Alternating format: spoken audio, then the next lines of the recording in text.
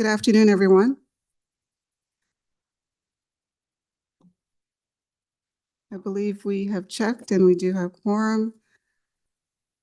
Good afternoon and welcome. My name is Trustee Deborah Williams. I'm the chair of the Program and School Services Committee, and I'd like to call today's meeting to order and welcome committee members, trustees, staff, and members of the public. We'll begin in a good way with a land acknowledgement. All who are able, please stand.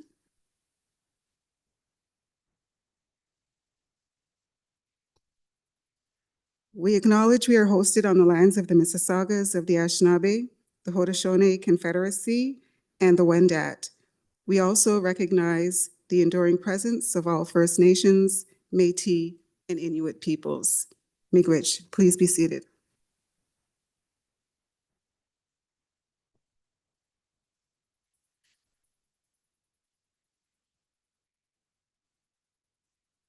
So trustees have had a chance to review the agenda and recommendations. Are there any declarations of possible conflict? Trustee Dawson. Okay, one moment. We'll begin with the approval of the agenda. If I could have a mover and a seconder. Shan. Moved by Trustee Shan, seconded by I can second. Trustee Dawson. All in favor? Aye, or raise your hand. Any opposed?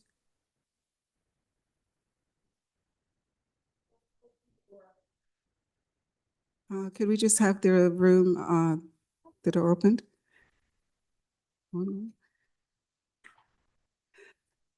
Were there any objections to the approval of the agenda?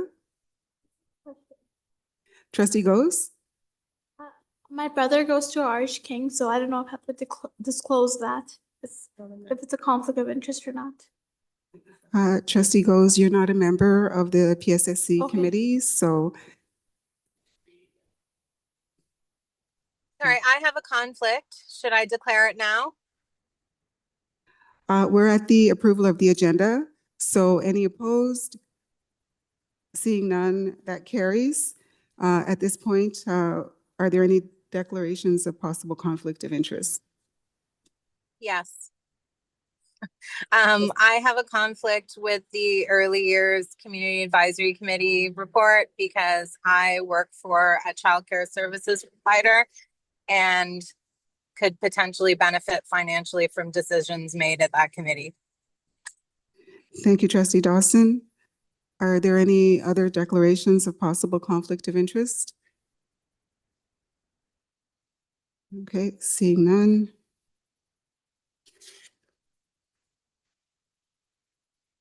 Okay, and we're at delegations. So trustees have had a chance to review the agenda and recommendations, and we're at the item number 4. Before we go to delegations, if we can just take care of a bit of housekeeping. The trustees who have joined online, if you could please identify yourself. Madam Chair, Trustee Patel here. Thank you. Trustee McLean is here, Madam Chair. Trustee Arts present. Thank you. So we'll now move to item number 4 on the agenda, the delegations. And the first delegate, Hanaf Hassan, RH King Academy. Is that delegate online? Or in the room?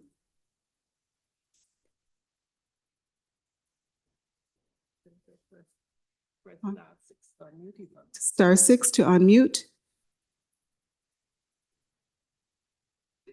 Mr. Hassan, if you're online, star 6 to unmute.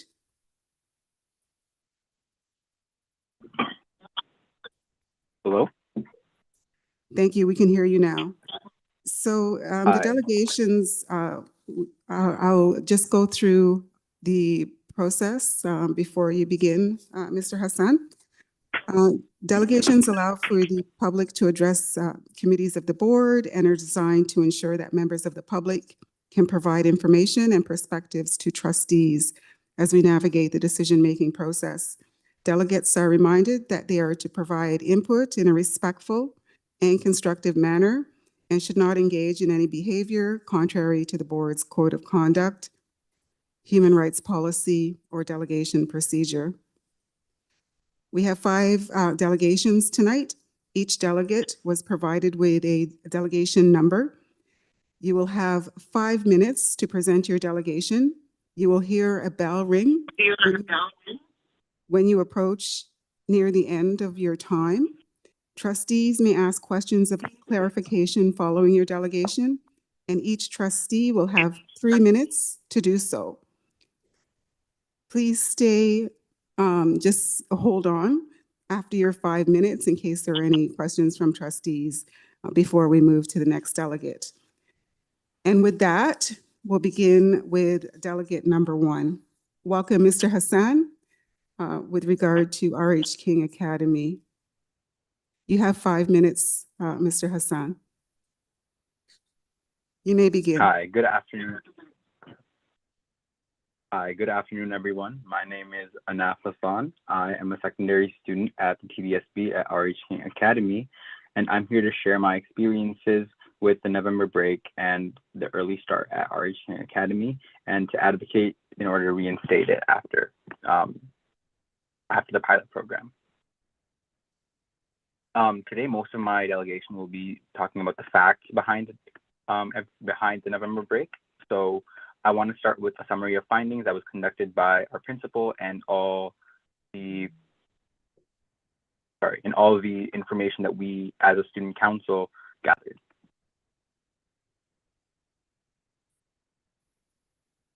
So starting off, we have in total, we did a forum for any issues around the school. Our student council hosted a forum where students were allowed to report any issues they had around the school. In total, we received 93 online responses and 40 in-person responses to a ballot box that was completely anonymous, and we collected a total of 133 responses as of October 22nd, 2024. We anticipated more responses to come in, and they did, but all our percentages and numbers are from the responses as of October 22nd, 2024. Out of the total 133 total responses, 129 of those responses overwhelmingly were about the removal of wellness break and the concern around how this would affect the students. 10.8% of these were from grade 9s, 36.6% were from grade 10s, 37.6% were from grade 11s, and 15.1% were from grade 12s. This shows this is an issue that all grades are passionate about, and it's not just one grade that's passionate about it.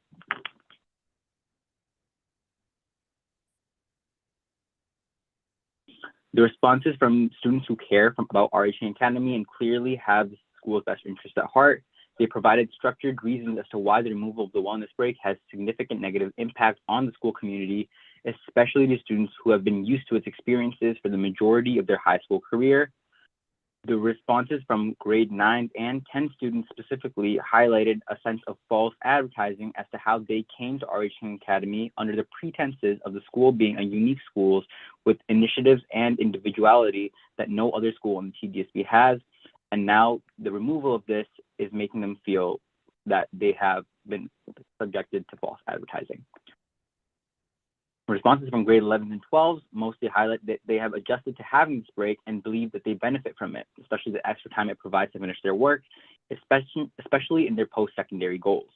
Many say that having this break for the past few years has helped them get volunteer hours and given them a break during a time of the school year known for being stressful. Taking it away not only breaks a routine that students have gotten used to, but also prevents students next year from receiving many of the benefits that students before them have received. When it comes to the concerns surrounding the wellness break, as with any modified schedule, are real, and the student council understands that this schedule does not work for everyone, as does the administration. It is important that resources be provided instead of taking away what makes R.H. King special. Many of the many of the problems that were expressed to student council executives during our meeting with administration as to why this was happening were because of many students not getting enough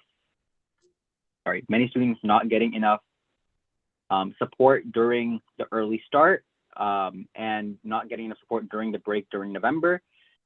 Although that the student council and the students of RH can completely understand that that is an issue and every voice must be heard. Instead of taking away the wellness break, which is beneficial for so many students, resources should instead be provided in order to support those students and make sure that they themselves are not putting themselves in a dangerous position instead of taking away the break for everyone else.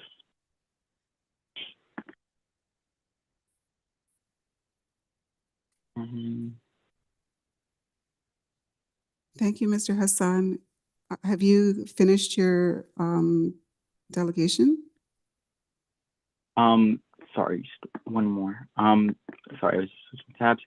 I would also like to now read to you a few of our 100+ responses that we've received from students. I will not mention any names of students, but I will be reading their responses out loud. This is from our online feedback form that we posted for RH King students especially, and we've monitored to make sure it's just RH King students who have responded.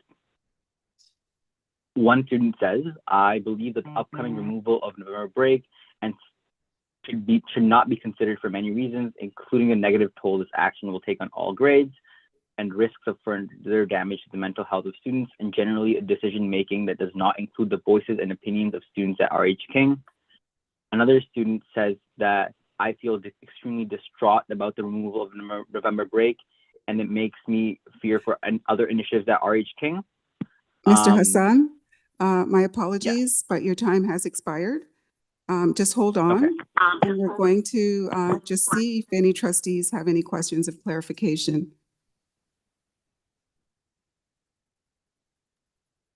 I do. Sorry, I can't access the chat. Thank you. Trustee Dawson, go ahead. Thank you through the chair. Thank you so much for coming, Mr. Hassan, to share your delegation. You mentioned that there were some additional feedbacks from students with the survey. Can you clarify some of those responses? For sure. This was a survey posted with no link to November break. It was just a survey on general student feedback around the school and issues around the school or anything they want to change around the school. This was posted with no connection to November break at all. However, like I said before, out of 133, 129 of the responses ended up being about November break because of its profound impact on students and how important it is to students. Okay, thank you very much. Thank you. Are there any other trustees who have a question of clarification?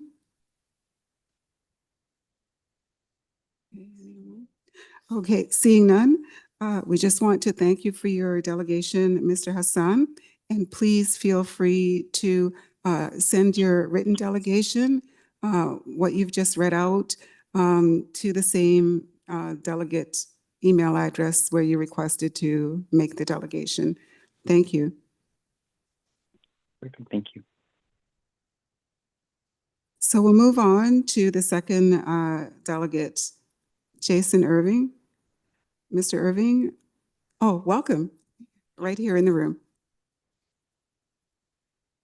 Thank you very much. So you have your 5 minutes and then hold on. Good afternoon, members of the Program Schools and Services Committee. I'm here today to advocate for the continued implementation of the early start and wellness break at RH King Academy.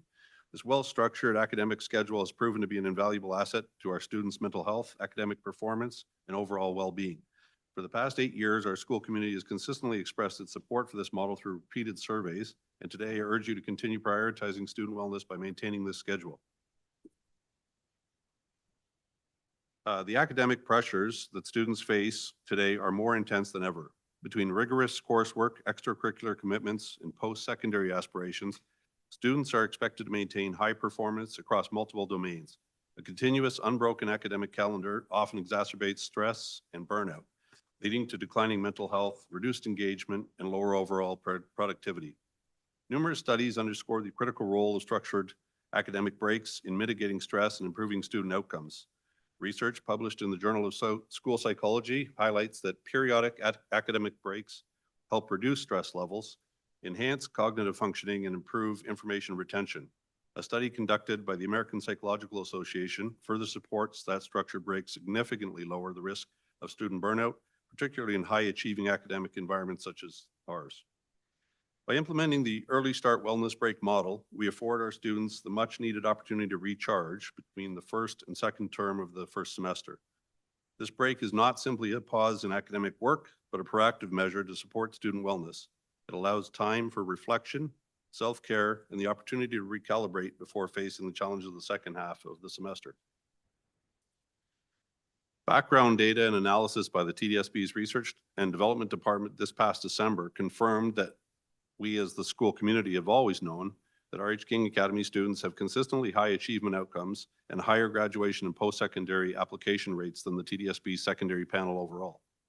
The research concluded that, quote, there is no system student outcome data that indicates a negative impact of the modified school year calendar on student achievement, end quote.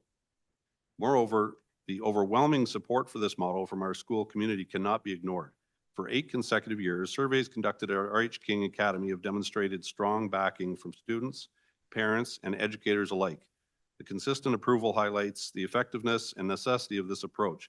If the community it serves recognizes its value and continues to endorse it, it is our responsibility to listen and to act in the best interest of our students' well-being.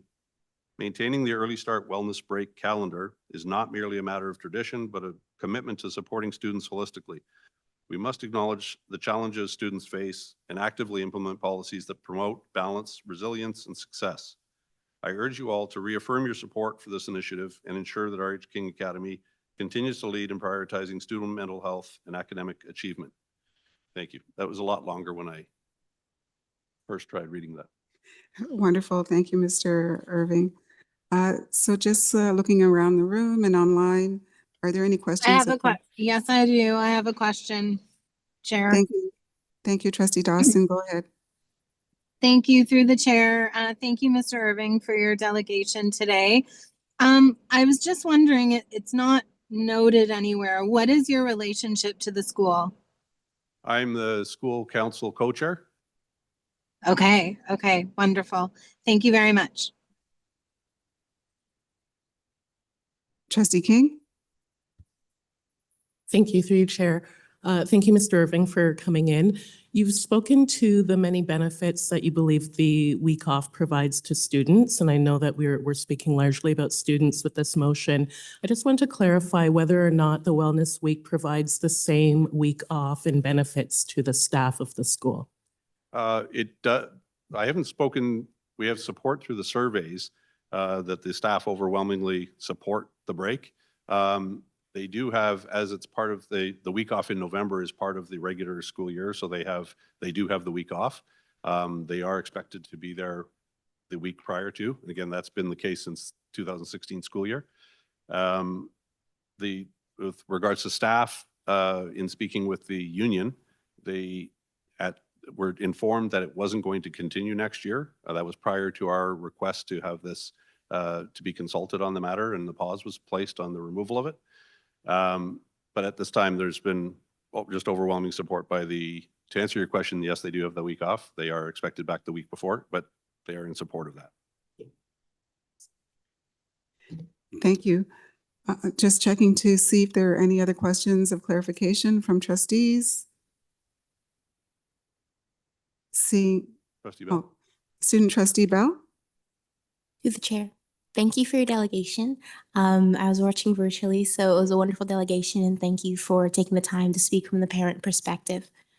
I've been in consultation with members of your student council, and I wanted to ask, from the parent perspective, I want to see the emotional and overall ties it has to yourself as a parent and how you see your student thriving within the overall RH King school environment and how it connects to you through a parent to student relationship. That's a great question. I have 2 children, both gone through RH King. My oldest is now in university. My youngest is now in grade 12 at RH King. Both have spoken at length with us about it. Both went as members of the leadership program that this helps with. So advantages that they had, the leadership pathways program requires additional volunteer hours, so 100 hours as opposed to the 40. So that gave them an opportunity to attend volunteer in elementary school classrooms for some volunteer hours and to catch up on their volunteer hours. It allowed my oldest to visit universities in grade 12. My son was predetermined what he wanted to do, but it gives time for applying to the universities. It also gives them a break. There's a unique feature. It's not just a week off. It is a wellness break. So assignments are not permitted to be given prior to or tests immediately following. So it is actually a decompression week that they found very beneficial. Thank you. Thank you for answering our question. Thank you. Thank you. Just checking, Trustee Goes, you have a question? Thank you, Jason, for speaking and coming here today. I have a quick question. You mentioned how you weren't aware of you weren't part of the consultation process. So I just wanted to clarify how you were told about that this break was being canceled. That's a great question. We were notified by the school, or to the school as a whole, not to the council or individuals, but a message was sent out by the principal early in the school year stating that they would be returning to the quote was after more than a year of careful consideration and consultation, they would be returning to the aligning with the TDSB's calendar. Their wording was the approved calendar, although the modified calendar is approved since 2016. That was confusing to us as a council because the more than a year of careful consideration and consultation without speaking to us in the past year was concerning. So we brought that up to the principal's attention, and since that time we've been involved in advocating for the parents and students and teachers and community. Thank you. Thank you. And just checking to see if there are any further questions of clarification from trustees. And seeing none, thank you again, Mr. Irving, for your delegation. And please do feel free to send that written delegation to the same email address that you requested to delegate so that all trustees can read it. Will do. Thank you. Thank you. So we're moving to the third delegate, Sapna, Rathee. Online or in person? Is she here? Online? Online, Welcome. yeah. Welcome. Can you hear me all right? We can hear you fine. And have I pronounced your last name correctly? Yes. Rathee? Yeah. Okay, Ms. Rathee, you have 5 minutes. Please begin. Okay. As a grade 11 RH King Academy student and a dedicated member of my school community, I have witnessed firsthand the positive impact that Wellness Week has had on students and their mental health. A modified schedule that has been benefiting RH King students for over a decade has helped foster a community composed of dedicated and academically passionate students. RH King has a renowned reputation for supporting student leadership and encouraging engagement within the community, a school that helps shape the future leaders of tomorrow. A key component contributing greatly to this initiative is our modified schedule and Wellness Week. During this break, students typically take this opportunity to volunteer, catch up on missed assignments, prepare for post-secondary, further their own learning leadership initiatives, or simply catch their breath during an awfully busy time for students. From my personal experience, Wellness Week has provided me with the time to slow down and focus on bettering my mental health, especially during a time when I was struggling with stress and anxiety. The pace of assignments and personal pressure to succeed started to take a toll on my mental health. What I felt I truly needed at the time was a break. Wellness Week provided the flexibility of a slower pace and the time to reflect on myself rather than the chronic stress and anxiety that came with high academic pursuits. In an environment where we, as students, are encouraged to succeed in our goals, it is simply unrealistic to expect constant levels of high performance without periods of rest and self-reflection. In October 2024, our student council conducted an anonymous general suggestion survey, which resulted in many students communicating their unwavering support for Wellness Week, more commonly referred to as November break, and their concern for the abrupt removal of the modified schedule. The following response was left by a student a short time after the school's decision of removal was publicized to parents, students, and staff.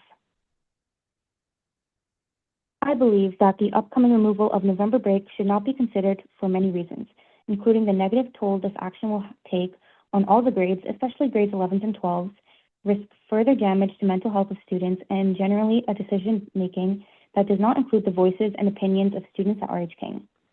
Many students, especially grade 11 and 12, have a very high workload as they prepare for higher studies. November break allows these students to generally gain a period of time which allows them to further prepare for college or university, as well as finishing their work and/or extra assignments. Adding on, Wellness Week is also a period of time for students to consider the state of their mental health by allowing them to recharge and de-stress before exams, which is extremely helpful for students who may need more time to prepare than others. The name of the break is self-explanatory. Furthermore, allowing this decision to be passed shows that the voices of students at King are not taken into account, which defeats the purpose of a student body, as many students are not in favor of this change. To conclude, November break is a time for students and a time that should not be taken away, as many students are reliant on this break, mostly to catch up on work and fix their mental health. In the end, allowing this decision to be passed down will let down a large population of King. Here is another response left by a student expressing how our unique Wellness Week diversifies our learning and supports student mental health. I think what made King special is the way the schedules are structured and cater to help student learning and success. Not only do we get a head start in the school year, then a long weekend, Labor Week, but we get a week off in between, which is the Wellness Week. And without it, I think I would be even more stressed than ever. The gap between October to the end of December is a pretty long one, so having a week off in these 2 months really helped to just give time off, relax, reboot, and come back to learn again. Plus, this makes RH King look different and unique and reflects on the special meaning of our school motto. Removing this takes away the uniqueness and specialty of King, and I think does the opposite of our motto. I was excited to go to school because I knew it would help me succeed in not just academics, but life as well. Please consider keeping the Wellness Week as it is a part of all our success. As you can see, these responses show the immense support for Wellness Week and demonstrate the passion King students have for furthering their own learning. But personally, from what I've gathered over the past 3 years at RH King, is that the students are highly academically driven and truly determined to what they set their minds to. RH King is a community of leaders who exceed expectations and continuously strive for excellence. The unique aspect of Wellness Week fosters this environment and allows students to thrive. The removal of such would strip away that unique resource that so heavily aids students' mental health, taking away the opportunity for growth and reflection. Honestly, it is truly a great group of students we've got, and they honestly deserve to have this decision be taken with the utmost amount of consideration. Thank you. Thank you, Ms. Rathee. I'm just looking around the room to see if there are any questions of clarification from trustees. Student Trustee Bell. Thank you very much for your delegation. And we truly appreciate you taking the time to come and speak to trustees and staff about how important the break is to RH King and the students within it. I just wanted to hear more about your feelings as soon as the break was told that it wasn't going to continue anymore. And I want to hear about the leadership that really took place and make sure staff and community understands the immense student leadership that took place and student autonomy as soon as the break was announced to have ended, just to see how much students really genuinely care about this. That's a great question. So around the abrupt removal of the break, the school sent out an email, just a short letter saying that, yeah, we've made the decision to change the schedule. And in the footnotes, it did say that the decision was finalized till spring. So students at our school felt that they could make change during this time. So student council heard the students and released a survey, which was completely unbiased and it was only meant for general feedback. So the survey was released on October 21st, and as of October 22nd, 133 total responses were collected, and 129 responses were regarding the removal of Wellness Week. So that is a pretty big number, especially in 24 hours. We received a lot of student feedback, and for people that were very concerned with how the decision was made, a lot of students attended the school council, aka the parent council, on the Tuesday of that week to voice their concerns, especially concerning around like how the decision was handled and how students weren't consulted. Thank you very much for your answer. I genuinely appreciate it. And it's very clear based on that answer that student voice comes first at RH King, and it should continue to do so. Thank you. Just looking around to see if there are any other questions of clarification from trustees. Okay, seeing none. Ms. Rathee, as well, if you could send us the written delegation to the same email address you requested to delegate, so that that right. written delegation can be shared with all trustees. All right, Thank you again. Thank you again for your delegation. Have a great night. You too, bye. We're moving on to delegate number 4. Not here yet. So in this case, we'll circle back. Delegate number 5, and then Amanda Perez, Alexander Muir Gladstone, Junior and Senior Public School. Hi. Is that person in the room? Wonderful. Welcome. My name is Amanda Perez, and my daughter is a grade 2 student at Alexander Muir Gladstone Public School. I've been an executive member of the school council for the past 2 years, and professionally, I'm a communicative disorders assistant, providing speech and language therapy to preschool and school-age children with various communication, sensory, and behavioral needs. Since the beginning of this school year, my daughter and her peers have been witnessing violent behaviors in the classroom daily from a peer, often resulting in class evacuations. These evacuations not only disrupted the learning of her and her classmates, but also that of the students in the classroom that served as a safe haven for the evacuees. Some of these violent behaviors resulted in her and her peers being physically hurt. On December 9th, my daughter was a victim of these behaviors. During gym class with her homeroom and gym teacher present, my daughter was pushed to the ground, punched in the back and in the head, having her hair pulled and a middle finger stuck in her face. On December 12th, she was slapped in the face by the same peer. Every night she asked me, "Mommy, do you think I'll be hurt again tomorrow?" The situation in my daughter's class does not come as a surprise, as last year these same challenges were experienced in a kindergarten classroom. In both cases, as a result of parents advocating to the superintendent about the severe safety concerns, a Band-Aid solution was proposed as temporary additional support. This support will likely decrease the violent behaviors, but as soon as it is pulled, they will quickly increase, putting the child, their peers, and the classroom teacher at risk once again of an unsafe work and learning environment. This is not a sustainable solution. In the grade 1-2 classrooms alone at our school, this child is one of 3 with significant social and emotional needs. Of these 3 children, 2 are BIPOC. Instead of breaking the cycle and supporting these children, a further divide is created between them and their peers. Currently, the only available options are to take support temporarily from other high-needs students and/or to separate students. This teaches our children that isolation from these children in crisis is the only solution.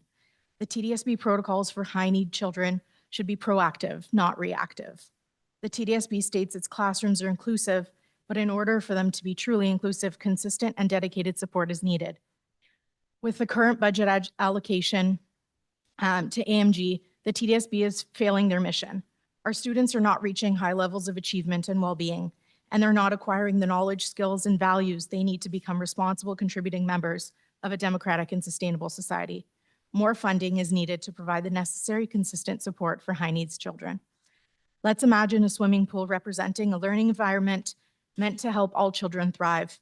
The teachers are the lifeguards watching over every child, giving them guidance on how they can build their swimming confidence and improve their strokes. The children with high needs are the ones who find themselves struggling, thrown into the deep end. The SNAs and CYWs are the life vests. They're critical supports that provide the safety needed to stay afloat. But right now, there are simply not enough life vests for all those who need them. Of the three children with higher needs in our grade 1-2 classes, only 2 life vests are available. This leaves one child in a state of panic, grasping desperately for support, putting other students in danger by pulling them down as they fight to stay above water. In an effort to help, the lifeguards might take a life vest from one swimmer to give to another, but doing so will only leave the first swimmer to drown, jeopardizing their chances of staying afloat. Not to mention the swimmers who have yet to be identified at risk of drowning, struggling in silence, lacking the support they need. These kids aren't receiving the attention they deserve because the lifeguards' focus is stretched thin, constantly diverted to the swimmers in the most immediate danger. The pool, meant to be a place of growth and learning, is a battleground of unbalanced needs, where the lifeguards are trying to ensure no one sinks, but with limited resources, life vests, and attention stretched too thin. It's an impossible task for even the most dedicated lifeguards to ensure every swimmer survives and thrives. The school, just like a pool, needs more life vests, more lifeguards, and more attention to ensure that every child, regardless of their abilities, can safely navigate the waters.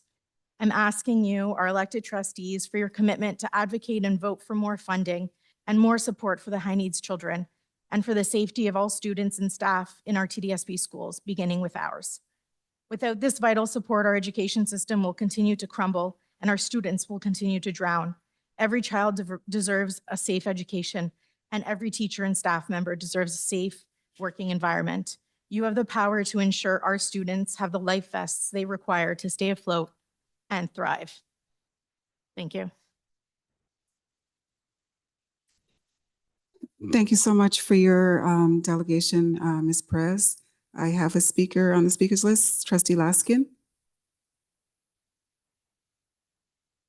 Coming and speaking to us about this. We have our staff in the room who are from People and Culture.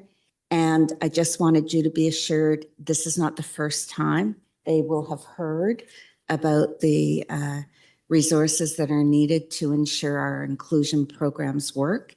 And I guess my request is once the election is held and there's a Minister of Education again, because there is no Minister of Education during the RIP period, that you would advocate directly to the ministry as well for funding for the TDSB. Thank you very much. Thank you, Trustee Laskin. I have Trustee Dawson next. Thank you. Through the chair, Amanda, thank you so much for your delegation today. You've raised so many excellent points about our need for more supports for students, as you've described. And to Trustee Laskin's point, which was the point I had intended to make, really the advocacy directed as well toward the Ministry of Education. So my suggestion to you is to rally parents and be prepared for the new minister coming in. And also, I'm your trustee, so please feel free to reach out to me anytime. I can share with you some of the advocacy efforts of the TDSB and help with any further advocacy that you're planning to initiate. So I just wanted to thank you again for coming. And if you do have a written version of your delegation, if you could kindly submit it to the email address where you registered, that would be fantastic. Thank you. Thank you, Trustee Dawson. Looking to see if there are any further questions of clarification from trustees. Seeing none. Thank you again for your delegation, Ms. Perez. It was quite compelling. And I'll echo my fellow trustees in encouraging you to increase your advocacy and expand your advocacy. Could you please send the written delegation so it can be shared with all trustees? Thank you. Thank you. So we're looping back around to Delegate number 4. Is John Witherup with us? He said he'll send a written. Okay, so we'll receive his written delegation. Okay, and that brings us to the end of our delegations. Thank you. So we'll move on to agenda item number 5, the Community Advisory Committee reports. And item 5.1, Urban Indigenous Community Advisory Committee report of January 21st, 2025. And I believe we have the community co-chair online.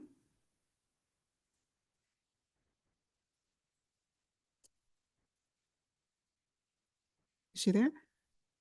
Okay, so welcome, Lindsay. I'm here. Okay, wonderful. So you're able to speak to your report, the report from the of January 21st, and any recommendations attached. Nyawago, Sego, good evening, folks. Lindsay Kretschmer, my traditional name is Swooping Hawk, Mohawk, and German. My family comes from 6 nations of the Grand River Territory, and I'm a registered member of Mississaugas of the Credit. Pleasure to be here with you this evening. I'll be brief and keep within the confines of the time structure. I wanted to speak to 5.1, recommendation 1 and 2. Both of these items speak to the work of the Indigenous Community Advisory Committee and that of the motions from January 21st. And so there were 2 motions that were put forward during our meeting that speak to 2 really, I think, pressing and important issues. One issue is that we, as a committee, would like to advocate to the board to reopen the conversation with respect to the current strategic plan and the ways in which the Truth and Reconciliation Commission, not only the calls to action, all 94 calls to action are embedded, but to take us to a place that moves us from sort of aspirational and philosophical, such that we can have actual meaning, relevance, and reverence within the multi-year TDSB strategic plan per the direction of the Urban Indigenous Community Advisory Committee. I think it's important for folks to not only become familiar with what the 46 articles are in UNDRIP, the United Nations Declaration on the Rights of Indigenous People, but also 94 calls to action from the Truth and Reconciliation Commission of Canada, which are now a decade since they were put out. And so we're now sort of looking back, 10 years when TRC was released, to now, and seeing it in the plan is a good step in the right direction. But I think we need to go deeper in terms of understanding how these actions need to be examined, understood, and embedded into the policies, procedures, practices, and governance structures within the TDSB as a whole, not only per this resolution passed, but also in out of respect for the last 400 years for our ancestors and for those who came before us that didn't have an opportunity to advocate in the same way that we do today for these issues. I also want to acknowledge Elder Dr. Duke Redbird for the letter that was issued on behalf of the Elders Circle and Council, which also speaks to the importance of rendering UNDRIP and TRC visible. It's, as I said, it's been a decade. The work that we do today doesn't have to take us into the future. I'm sure you can hear in the background, there's a baby crying. That's my daughter. She's 3 months old today. So I think about her future, and I think about the ways in which there should never be an opportunity for her to have to sit in a room to plead on why these things are important. Because hopefully that, the work that we're doing here together today and for generations and years to come doesn't take the decade that it's taken so far to get us to this point, such that she doesn't have to continue this advocacy work in the ways that we do in this generation. It's important that, academic and operations at large change to better demonstrate commitments in, I think, more tangible and meaningful ways that go beyond symbolic gestures. There has to be substantive change. And so we are asking that be embedded more meaningfully and tangibly, and that there be a framework and implementation plan to not only determine how to embed TRC and UNDRIP, but also how to understand if we're meeting the targets that we're setting for ourselves in terms of trying to do better to be more inclusive for Indigenous students, communities, and nations as a whole. On item number 2, It speaks to wanting for a new building, and I think it goes without saying that this too also is a decade or more in the asking stage. And I think about the last 400 years and the relationship that we've had with Canada as a whole. We know that the current school looks like a residential school, which is less than optimal for the students who have to experience that daily. So I'm asking that you consider how to perhaps enable proceeds for the position be allocated, for instance, and how do we remove red tape so that we can move through the bureaucratic procedures that are sometimes presented to us to a place of actually doing something meaningful so that we can create something worthy of, our honoring our ancestors and those who founded the school who have now passed on, such that we can cease causing harm and creating an environment that empowers students and communities and supporting self-determination. So it is hoped that trustees will work with the board and the Ministry of Education and all orders of government and other avenues of funding to ensure that the call for a new school doesn't go unanswered and that another decade doesn't pass without support to taking us to that place of imagining that reality. And that's what I've got. Yeah, we'll go. I'll open it to you for questions. Thank you, Lindsay. I believe Trustee Laskin is on the speakers list. Thank you very much, and thank you very much to the committee for your advocacy. I opened the multi-year strategic plan and the visual so I could try to put a context around the ask of the committee. And I guess I'd just like clarification, because when this was explained to us and we voted on it a number of months ago after a lengthy consultation, the whole belonging, revitalization, achievement, and thriving is sitting on implement truth and reconciliation calls to action. And then when you click on that, there's a number of actions stated. So can you just expand a little bit as to what the committee believes is missing? Because I'm not clear. For sure. Yeah, no, that's a good question. Thank you. So I think it's about rendering it visible. It's about ensuring that UNDRIP is part of the understanding. It's not only TRC as a standalone exclusively. TRC takes into account those 94 calls to action, and in particular the ones relevant to education, but not exclusively. UNDRIP takes us to a deeper meaning and understanding of what is sovereignty. What does a nation-to-nation relationship look like? What is the reason and rationale for why Indigenous folks under action number 43, for instance, have that capacity for self-determination based on that history of colonization, such that we can reclaim spaces, places, and be seen, heard, and understood in ways that are meaningful and valuable for future generations that, as I spoke to, have not had the same opportunities granted given our history and relationship to Canada as a whole.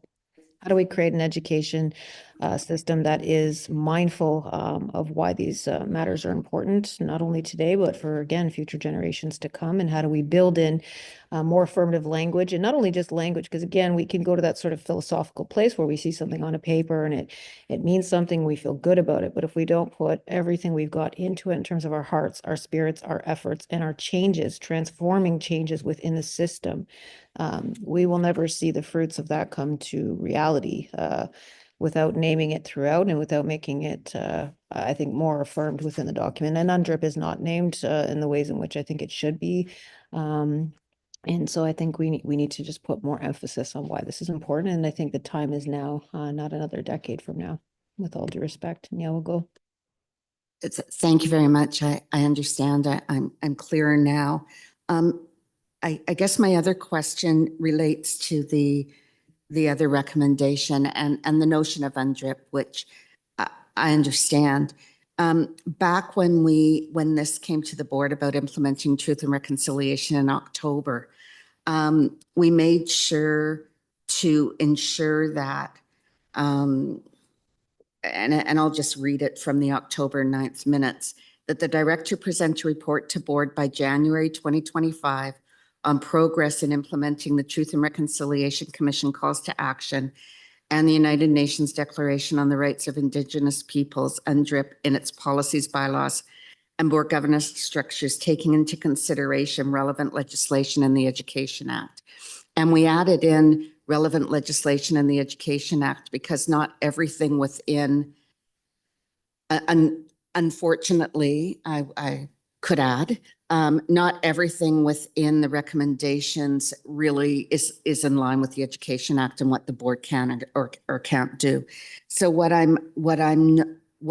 guess, obviously, we're now in February. So the reality is we've missed the January deadline. So that's a question for staff. But it seems to me your second recommendation is asking for this to be annual. So I guess and it feels the same as what we passed in October, except that didn't say annual. It said to bring it back. So I guess through you, Madam Chair, to staff, could I get some clarity if recommendation 2 is required, since it's already on the books from October the 9th? And if that is coming soon, or if it is necessary to make a recommendation that it's annual. But I would move that the language of October 9th would have to be included, because we can't agree to move something in line with something if it's not within our ability to do so. I would not want to do anything that further exacerbated the trust between what the council is asking us to do and what we're able to do. So I'm not quite sure where you want to go with this, Madam Chair. I'm not quite sure. I'm not a member of the committee, so I'm not moving any of the recommendations. But should the committee move the recommendation number 2, my question would be the language should be amended so it matches October 9th. Secondly, I guess my question would go to staff, whether or not we are allowed is not the word I'm looking for, whether it would be appropriate for us to underlie, I get Truth and Reconciliation Committee 100%, but to also then underlie UNDRIP without completely understanding what's possible or what isn't possible to do, given the relevant legislation in the Education Act. So I guess I'm just seeking some more clarity through you, Madam Chair, not necessary to the committee, but to staff because of our October 9th motion. Thank you, Trustee Laskin. Through to staff. Thank you, the chair, through you. I would like to also reiterate too from the Urban Indigenous Education Center, the Urban Indigenous Community Advisory Council and the Elders Council has made the recommendation to ensure that UNDRIP is rendered visible in the multi-year strategic plan, as it is the body of the TRC. The TRC acknowledges that through Action 43, it is the framework for reconciliation and is mentioned numerous times throughout the TRC that UNDRIP is a critical part of that process. And the annual report can include a update in terms of the accountability as a board and how we're moving forward in those commitments that we've made in and to and through the TRC and UNDRIP. I hope that answers the question. And we can speak more to process. And with regard to the process, I would like to, through you, Madam Chair, turn it over to Executive Superintendent Jim Spiropoulos. Thank you, System Superintendent Singh. I'm going to go to the Associate Director, Audley Salmon, first. Did you want to weigh in on this? Refer to another staff person? Test. Thank you, through the chair. My understanding through staff is that the update would be coming next month, and that there was an information that was provided through Trustee Weekly previously. So that information should be coming with respect to recommendation number 2. Thank you. Thank you. And Executive Superintendent Jim Spiropoulos. So through the chair, let me first thank Ms. Kretschmer for coming this evening. Appreciate it, as well as welcoming System Superintendent Sink's comments, and also thanking Associate Director Salmon for his update. With respect to process, Madam Chair, I think it's important that we build on the October 9th motion. As has been stated, part of the issue was that the committee felt great urgency to put this motion on the table as soon as possible and not wait for the report to land. And although I do not speak for Indigenous communities or for the advisory committee, my understanding is that this motion at this time is important because it puts it on record immediately. And as we continue to build on the motion of October 9th by way of process, and we're able to weave in what this specific motion requests in terms of an annual update on the progress we're making with respect to UNDRIP and the calls to action in truth and reconciliation, they can be woven into the annual Indigenous Education Report, which by way of previous motion many years ago, which I believe was brought forward by former trustee Gershon, that the board receive an annual report each year at the March PSSC. So the vehicle to provide all of this information is there. We just have to make sure that we pull all the motions together so that the report satisfies what we are being asked to do in previous years, plus October 9th, plus here, and including the report that will be coming in the next cycle, as Associate Director Salmon noted. I hope that helps. Thank you, Executive Superintendent Spiropoulos. I believe the next speaker on the speakers list, Trustee Laskin, were you finished with your questions? Yes, thank you. So just for clarity, because now I'm a little bit confused. So am I to understand through the superintendent's comments that number C, that annual report piece, will already be in, as per the October 9th piece, will be part of the regular reporting in the March cycle of the when we would expect the report from the Urban Indigenous Center? Through the chair, the trustee is correct, and we will be getting a report in the next cycle, as Associate Director Salmon mentioned, to provide an update as of right now. And looking forward, the update will be included in the March annual report. Does that help to clarify? Thank you. Then I'm just trying, and again, I'm not a member of the committee, so I'll rely on the committee. But it sounds like then this should be referred to staff because the work is already happening. Just in terms of the number one, the number two piece, the school and the build. You know, I was part of a meeting back when Carolyn Bennett was Minister of Indigenous Affairs. I think you were there, Superintendent Spiropoulos. I mean, we're talking many, many years ago in terms of our advocacy to have a proper school built for the community in Toronto, the Indigenous community. So I have no issues as a board member, not a member of the committee, to continue our advocacy and recommendation number 2. So thank you for that. And through the chair, to tighten it up, in response to October 9th, there will be a report in the next cycle.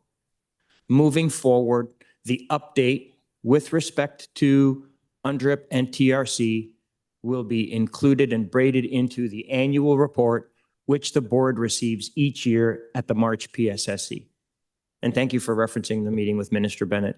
to the trustee as it does really take us back to where this started many, many, many years ago as the frustration continues to build. Thank you. Thank you, Trustee Laskin. The next speaker, Trustee Dawson. Thank you through the chair. So I understand what staff are saying with respect to recommendation 1A and B, but I'm not fully understanding the framework for C. And I also have been thinking a lot about the Urban Indigenous Community Advisory Committee and its role in advising the board and what it feels like for things to always be referred back to staff.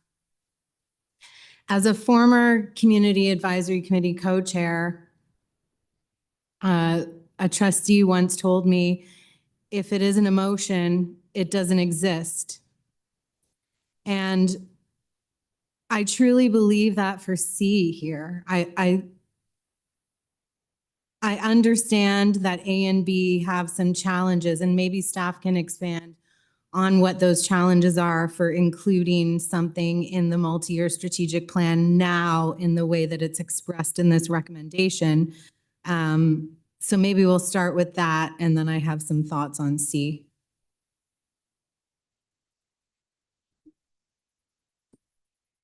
Sorry, the question, the question through the chair is if staff could explain any challenges associated with recommendation 1A and B.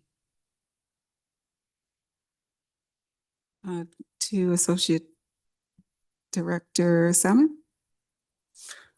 Thank you, and through the chair, I think staff would like the opportunity to consider these particular recommendations through a referral back to staff. When we look at the actual request with respect to the multi-year strategic plan, part of what we went through was a year-long process of consultation. And I think trustees were an integral part of that consultation process. And part of what has already been outlined is that we, in fact, were very cognizant of embedding truth and reconciliation within, as a key strategic direction within the confines of the multi-year strategic plan. So part of what we are outlining is that there has been significant effort in order to hear different voices, especially Indigenous voices in the consultation process, and to effectively re-engage in that process at this point in time may pose some challenges. And we'd also ask the question, we understand the special place in which Indigenous community represents at this point in time and always within the confines and the fabric of this nation. But if we are going to go forward in that attempt, would there also be a question around opening it up for other areas that may not have felt that they were as prominently placed within the multi-year strategic plan? And that might be a concern. Thank you. Okay, that sounds reasonable. Okay, so with respect to C, the committee recommends the board include an annual report implementing TRC and UNDRIP recommendations. Are there concerns with framing it in that way on the part of staff? Thank you. And through the chair, I think part of what staff is saying is that staff would like the opportunity to consider the particular implications around Part C, and that's why we're asking it to be referred back to staff. Thank you. Okay, I have a question for the chair. I don't want to refer this back to staff. I would like to move C. However, perhaps staff could have an opportunity to evaluate and provide us with more information by the time of our next board meeting. Am I allowed to move to refer this to the board meeting without recommendation? Am I allowed to do that? One moment.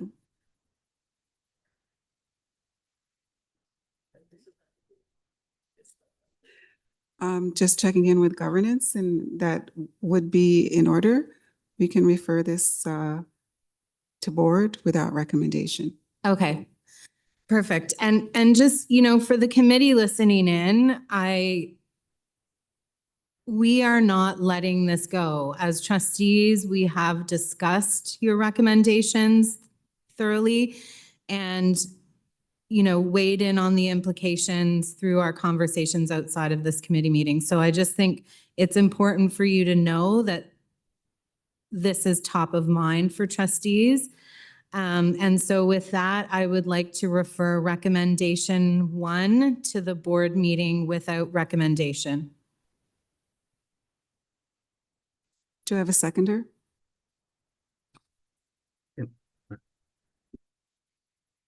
It's moved by trustee Dawson. I need a seconder. Point of order. So is it first being put on the floor by trustees before that's done? Because it's a recommendation from the committee. So should we not have someone put it on the floor? I don't know is that the correct procedure?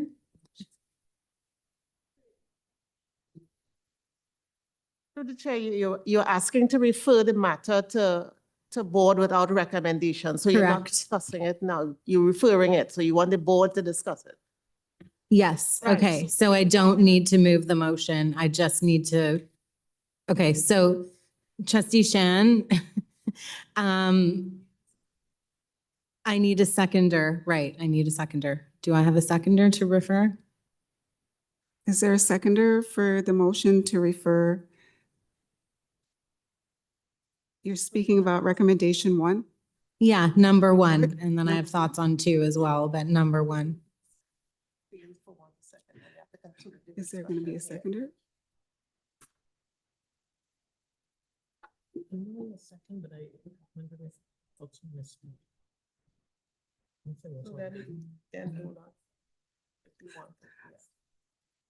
Okay. Okay, we're going to take a 5-minute recess. We're just going to take a 5-minute recess. If everyone could hold on, and we'll come back in 5 minutes.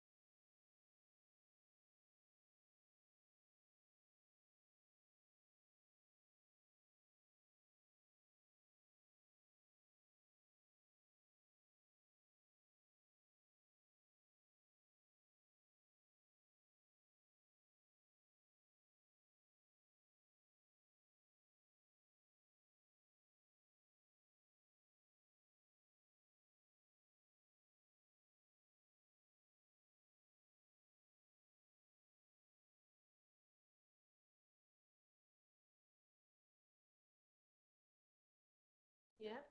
Trustee Dawson, are you going to the referrals to you?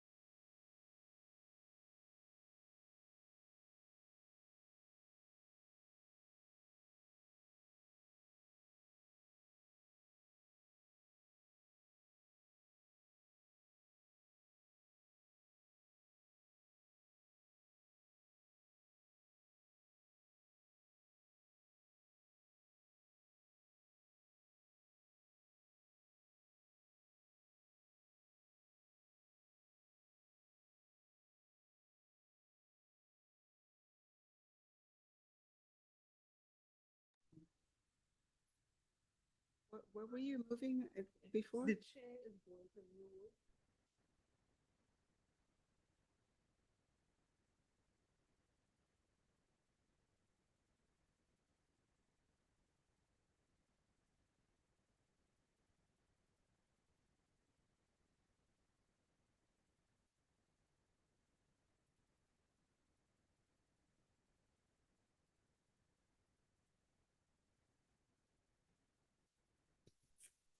Thank you and welcome back, everyone. So where we left off, there was a mover and no seconder for a motion to referral. So that motion had failed and we're returning to the speakers list. And the next on the speakers list, Trustee Shan. Thank you. Through you, Madam Chair, I am just wanted to ask the staff through you, Madam Chair, during the multi-year strategic plan consultation, did they hear strongly from Indigenous community representation, whether it be Elder Council or Urban Indigenous Community Advisory Committee, that they would like to see UNDRIP reflected in a prominent way within the multi-year strategic plan? When wasn't it communicated at those times? Thank you. Through the staff. Through you, the chair, this is Tanya Sank, System Superintendent of Indigenous Education. There were consultations with the Urban Indigenous Community Advisory Council, as well as the Elders Council, on the importance and the critical importance of the United Nations Declaration on the Rights of Indigenous Peoples. That being said, it goes back to the resolution that was made in June of 2022 that spoke to the TRC and UNDRIP being embedded in all policies and procedures and governance structures throughout the TDSB, and that was certainly the pathway towards the development of the multi-year strategic plan. The TRC is UNDRIP and UNDRIP is the TRC. UNDRIP is clearly stated in Action 43 of the TRC that it is the framework for reconciliation moving forward, and is also mentioned numerous times throughout the TRC. When I went to the release of the TRC in 2015 in Ottawa, the way that it was described to me by that time by the high commissioners and by elders was that on one wing you have the TRC and on one wing you have the UNDRIP, and that it is like an eagle, and that UNDRIP is the body. That's always been the case all the way throughout. So your answer definitively is yes. Thank you. Through you, Madam Chair, I don't see as basically a reopening of multi-year strategic plan. I think it's a path of correction. You know, things related to truth and reconciliation with our if we are serious about our commitment, we have to be able to learn as we go. And I think the federal government, after long years of advocacy, has passed the UNDRIP Act as well.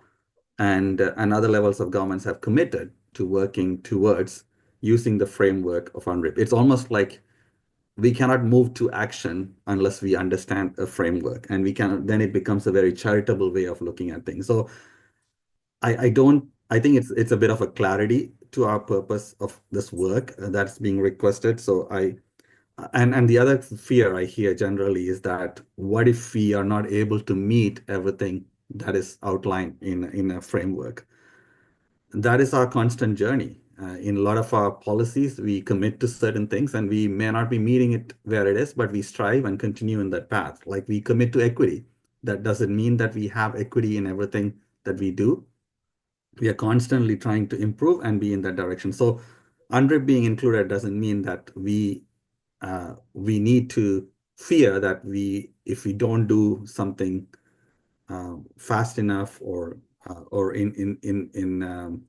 in meeting certain targets or meeting certain things, framework implementation, but it has to be some sort of a guidance in this work. And I think having seen other levels of government commit as TDSP that prides itself saying that we are committed to truth and reconciliation, including this as part of multi-year strategic planning, strategic plans, priorities framework. I don't see it to being different from. It's consistent with what we have been doing. It is consistent with what's been asked. So I'm kind of struggling to see how this would set precedent over other things being asked, because that's always the arguments against some of the equity thing. What about if you do this? What about that? What about that? But I think we all know the commitment to truth and reconciliation supersedes a lot of our other priorities as well. So and then the question about whether this conflicts with Education Act and whether we will come into things where we are actually have a confronting positions on that. That's the part of the learning. And if something is not fitting well, that is something that we need to, those conflicts by nature is where things evolve and get better. And we are able to produce like new case law, new things to shape things. Otherwise, we'll be stuck in the current framework of quote unquote Education Act that is predominantly Eurocentric in its creation. So I understand that there's reluctance because we may not be, fully ready, but it is part of the commitment to a framework that we are doing this through this process. So, and then obviously by committing and then reporting on those framework, I think it makes total sense for me. And we got a letter from Elders Council as well that outlines why this is critical. And in order for us to make the truth and reconciliation work that we do currently within the school board, it makes sense to have the framework identified together. As mentioned, this is the kind of the framework, and the truth and reconciliations are the wings or the kind of the pathways to get to implementing the framework. And so it also leads to a lot more education for us, because a lot of the time we jump in many of our work to what is this work that we can do before we self-examine how we do things. So the framework, the understanding, the journey of knowing how this needs to be done is as important or more important before we even begin to action out some of the calls to action. So I think it goes hand in hand. In fact, one goes prior to the other one to be embedded in. And I think the fears are well-founded because sometimes we are held to higher accountability, but I think we have to move on with this. Thank you. Thank you, Trustee Shen. The next on the speakers list, Trustee King. Thank you, through you, Chair. Thank you, Lindsay, for coming and for speaking on behalf of the committee. I really do have so much respect for the voice of the committee, of the Urban Indigenous Education Center, and as the elders as advisors to us. I really understand the intention behind the recommendation and the sentiments, and I don't have so much issue there as I do more with just the process, I think. And I don't have an issue in theory with stepping back and correcting, where we need to. That was something that was part of the process. I know that when we did the renaming of Dr. Rita Cox, and there was consultation with First Nations communities and language experts, And even after something was approved, there was some reconsideration, there was some further advice. And we did go back and make that change because we were very concerned about getting it right. So I don't necessarily have an issue with that where it's warranted. I feel very strongly that anything we're doing at this point should not be performative. It should have the meaning that I believe you're looking for. But I also, in my governance role, have to consider, not committing to things that we cannot do. And it feels to me that there's still quite a bit of question. I'm not feeling confident that I have all the information that I need right now. And especially, I think I have the same question that Trustee Shen had, is we know that this went through a process of consultation and a very long process of development for the multi-year strategic plan. And if it was heard as part of that process, the significance of the visibility of UNDRIP, then I'm having a disconnect with why it's not there. And I'd want to understand, I think, more from staff if there are challenges or concerns, or if there's more of this conversation that needs to come out for us to make the proper consideration that's warranted here. I think this is quite significant. Our multi-year strategic plan goes through PPC, where our entire board has a chance to consider it. And I think that might be warranted in this case as well. So for me, I think I'm looking for more information at this point, and I don't know if that's something that staff are prepared to speak to now, or maybe there's a process, through referral that might open up an opportunity to speak further at a later meeting. To Associate Director Salmon.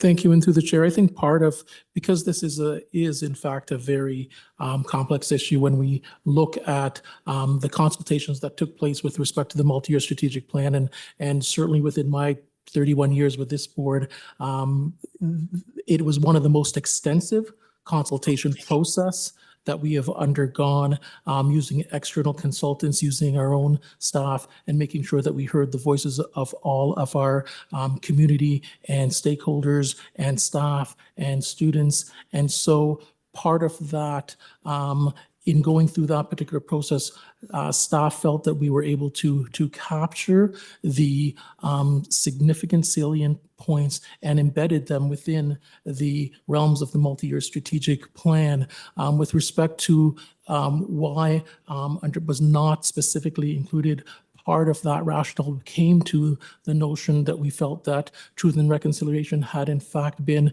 made one of the salient unfounding principles of the multi-year strategic plan. And so we felt very comfortable in moving forward with that. But that being said, we made it a point to always listen to the voices, especially the voices of Indigenous individuals who were an important part of that consultation process that went for almost a year. Thank you. Thank you, Associate Director Salmon. Trustee King, did you have any further?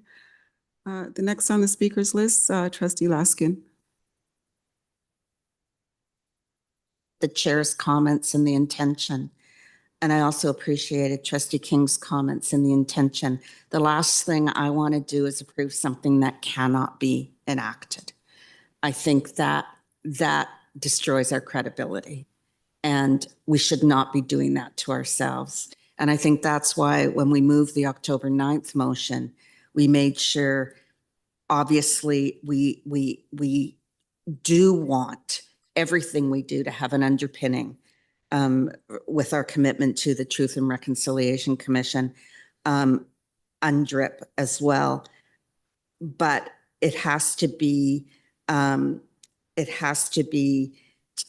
the Education Act, what we operate under, and the legislation this school board operates under has to be taken into consideration, because a lot of UNDRIP is about sovereignty and individual making your own self-determination, but we have to follow the Education Act, and those two things can be at odds with each other. And that's why the report that staff will bring us, that will explain to us some of the consequences and some of the unintended consequences of this decision or that decision, I think have to be taken into consideration. So I'm not a member of the committee, so I can't vote, but I know at board, I would be very concerned to be voting on something when in fact it may be interpreted one way, but in actual fact, we cannot meet expectations. And that makes me very uncomfortable. Thank you, Madam Chair. Thank you, Trustee Laskin. The next speaker is Trustee McLean. Thank you, and through the chair. I guess my question is, did the Urban Indigenous Committee, in the course of their efforts to support the work in the multi-year strategic plan, share a need for greater inclusion, or were there specific language that the committee or the elders thought that wasn't included, or are there organizations that have different language that the elders or the committee believes is a better fit for the multi-year strategic plan? Through to Associate Director Salmon.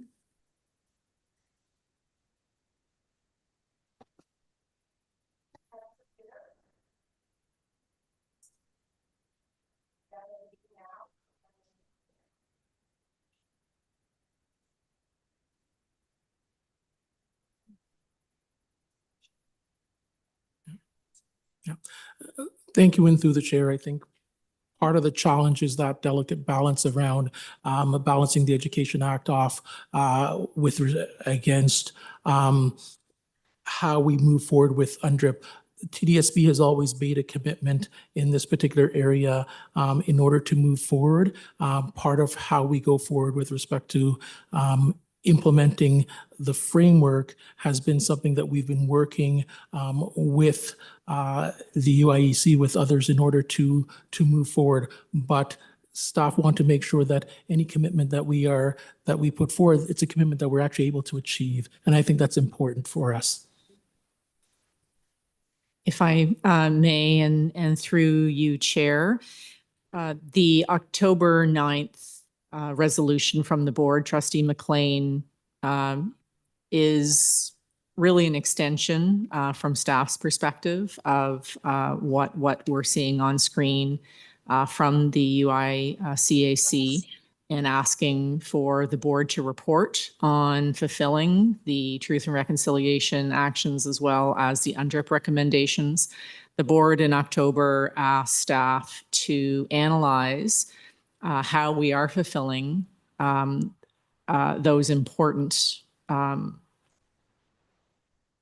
articulations of goals, not only for the board, but for Canada, in conjunction with policies, procedures, and comparison to the Education Act. So I know that staff are working diligently. They're working hard to reach out to experts with lived experiences, with Indigenous culture and First Nations. And that report needs to come to the board for a very fulsome understanding of how each of those documents and goals intersect with each other, where there are steps that we are taking, have taken, where we still need to be acting to ensure truth and to enact reconciliation. I don't yet have a timeline, Trustee McLean, on when that report will be coming, but we can get that to the board, certainly in Trustee Weekly, and make that publicly known at our next committee or the board meeting. Reference to UNDRIP is, I think, really where we need to spend a lot of time in discussion, explanation, analysis. And we know certainly through this through this resolution from UICAC that it is a priority. And we just want to underscore we're hearing that very, very clearly. So we will continue to press on a speedy report coming to the board so that it does have fulsome information as they're considering this resolution from the committee. Thank you. Thank you, and through the chair. And I can appreciate how difficult and challenging this must be to get right and to make sure that it, it aligns with all the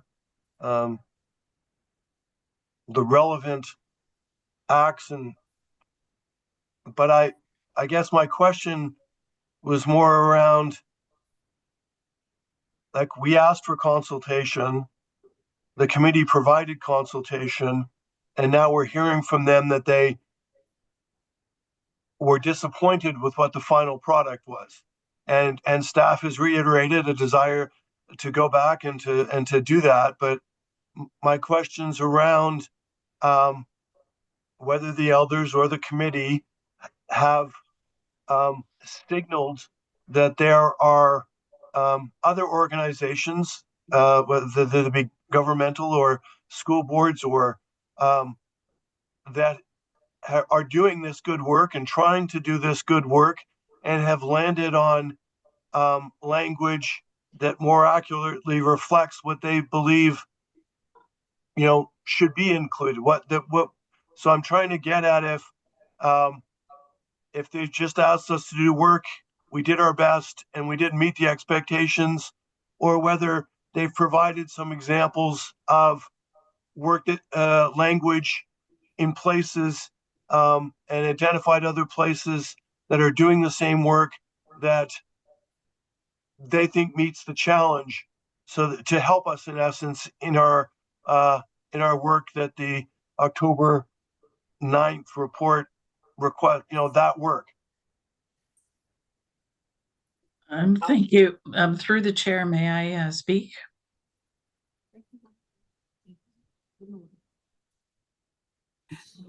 Go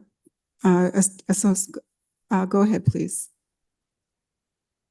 Just to answer some of the questions, I've sat on the Urban Indigenous Community Advisory Council and now for close to 2 decades. I'm a member of the community. I'm Indigenous, and I'm a member of the Indigenous communities of Toronto. And in my work, I serve Indigenous communities, some students and families throughout. This was a conversation that occurred at the Urban Indigenous Community Advisory Council that the Truth and Reconciliation Commission of Canada's calls to action, that our board has made a commitment to the implementation of the all 94 actions, that UNDRIP is mentioned throughout in 14 different actions of the 94 actions, as we also commit to action 62 and 63. To echo what Trustee Shan is saying, this is a journey of seeing what we can do, what is feasible to create some real meaningful substantive change. UNDRIP did receive royal assent on the federal level, and provincially it's being taken up in some places. As far as the municipal level, we know that in the TRC under Action 43, that Action 43 clearly states that UNDRIP is the framework for reconciliation moving forward. It is embedded, it is throughout the TRC, it is the body of the TRC. The Education Act hasn't been amended since the TRC has come into existence, and UNDRIP is the body and the framework of reconciliation for TRC. It's there, it's embedded. We've made a commitment to the TRC, and this is about building our knowledge and our understanding of Indigenous contexts, and to continue to move forward in this journey to see what is feasible and how we can continue to move forward. Certainly, we won't be able to fulfill a complete mandate of UNDRIP, but it is that framework of reconciliation, understanding that it is also one of the 10 principles of reconciliation in Truth and Reconciliation. And the volumes that came out, the summary of the Truth and Reconciliation Commission of Canada mentions the United Nations Declaration on the Rights of Indigenous Peoples over 60 times throughout. So just to echo what Trustee Shanwa said, this is a journey in moving forward so that we can continue to leave good tracks and be good ancestors in the decisions that we make that better serve the Indigenous communities and the students that we are accountable for. Thank you, Madam Chair. Sorry. Also, a letter was written on behalf of the Elders Council, and that was penned by Elder Dr. Duke Redbird, speaking to the criticalness of UNDRIP being articulated within the multi-year strategic plan. That letter was written and sent to the Board of Trustees. Thank you. I have nothing further, Chair. Thank you, Trustee McLean. Trustee King. Thank you, through you, Chair. I just wanted to express to Superintendent Sank how helpful it was just to hear that explanation and that perspective from you. I'm in the mode of that interactive pro thinking coming off of Perez. And I just want to put a thought out there because I'm wondering if there is a way for us to identify UNDRIP in a way that captures exactly what you've shared, because I'm understanding the tension of a colonial system, and we're trying to move forward, and naturally those things aren't going to move in sync. And until there's a switch in the Education Act, they naturally can't move completely in sync. But I'm wondering if there's a way to capture some of the understanding that you've shared, that you realize there are pieces that won't be done, but there is a way forward with some. And if there's a way for us as a board to somehow capture that without, I'm thinking out loud and it's not coming out right now, but I'm assuming there are some legal risks, there are some considerations that staff have in mind, and I'm wondering if there's a way to come at this that puts those considerations out front and gets us to a place of understanding and moving forward with some of those risks considered. So I don't have that answer right now, but I'm putting it out there that wondering if that's a thought in a way we can work together. Thank you to Associate Director Salmon. Thank you, and through the chair, and I wonder whether or not part of that is in referring sections back to staff, giving us that opportunity in order to outline what are those parameters, and having a full understanding about what Superintendent Sank has outlined in consultation in conjunction with others, so that we can come back to board with a notion of what it actually entails. Because I think part of it is around the parameters. What does it actually represent? Us being able to come to that type of and providing board with guidance around what that actually does mean, so that everybody's on the same page. I think that might be helpful, and that's part of the reason why I think we do want to be able to bring it back to staff, at least certain sections. Thank you. Thank you. I have Trustee Dawson next. Okay, thank you through the chair. I do want to echo Trustee King's comments to Superintendent Sank about, the way you framed your position for us. That was incredibly helpful. I am going to move a motion, but I first want to preface, actually, I'll move it and then I'll talk. So if it could be projected on the screen.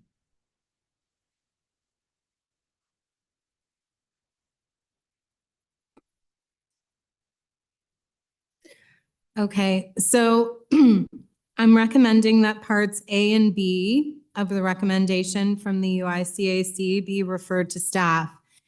And the only reason I'm doing that today is because I don't feel that I have enough information to make a decision either way and do not want to dismiss it. So my intention is to pull this entire motion at the board meeting for a more fulsome discussion, at which point staff will hopefully be able to provide clarification on some of the concerns.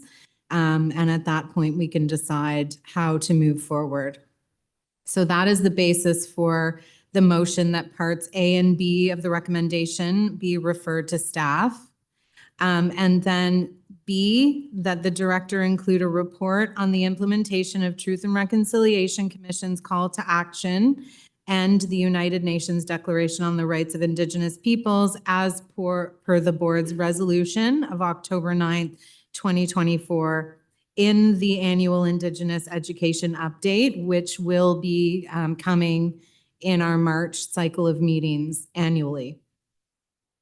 And, you know, really to me, that is just a rephrasing of the original C in a way that, you know, speaks to the director's responsibilities and also our October 9th motion. Thank you, Trustee Dawson. I would need a seconder for that motion. Seconded by Trustee King. Are we doing e-scribe or just all in favor? Aye, or raising of the hand?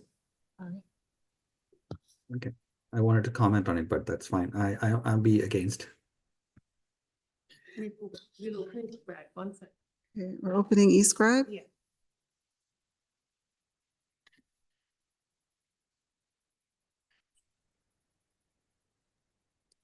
Shan Well- again. Volker Rotman in favor.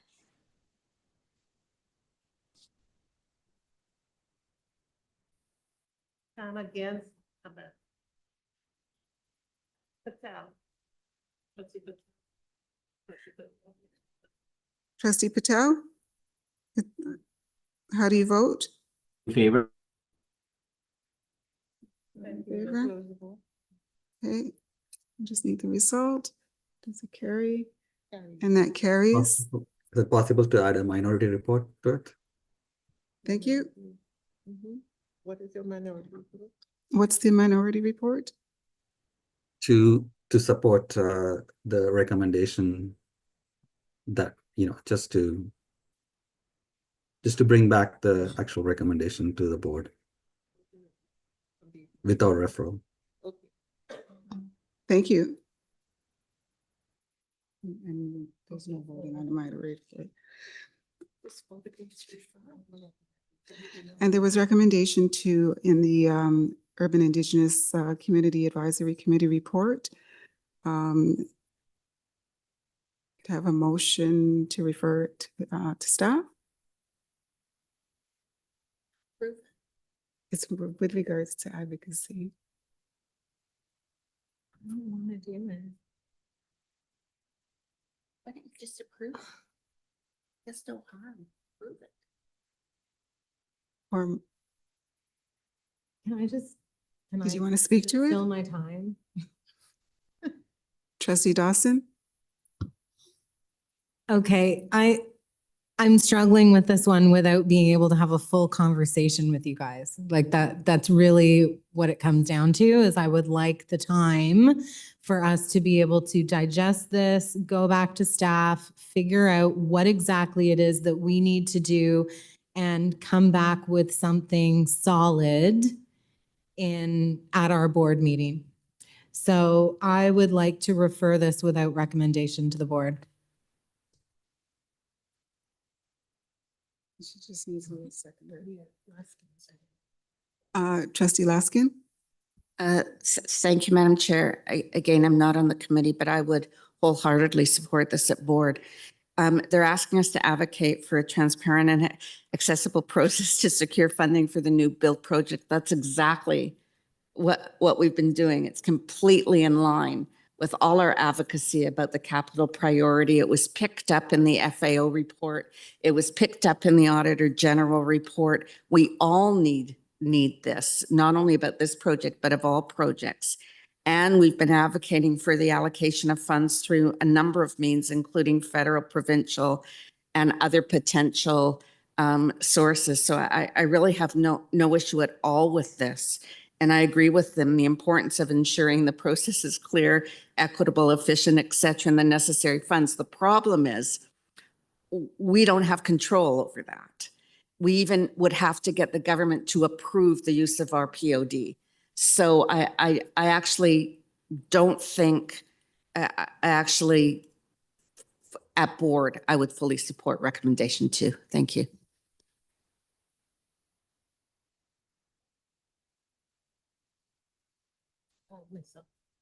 Trustee King. Thank you, through your chair. I'm also in support. I'm just wondering if you can. Sorry, no, we're there. If we can be specific in what's being asked in terms of the advocacy, I believe, I don't want to speak on behalf of the committee, but I think what they might be seeking, which would be common in our practice, is the chair writing a letter to the ministry. And if I've misspoken and you're looking for something different, or if other trustees have suggestion, I'd open it up to that, but I think we need to be more specific there. Trustee Dawson. Thank you for articulating what I couldn't say or couldn't get out right. I wholeheartedly agree with this. The timing of it coming before us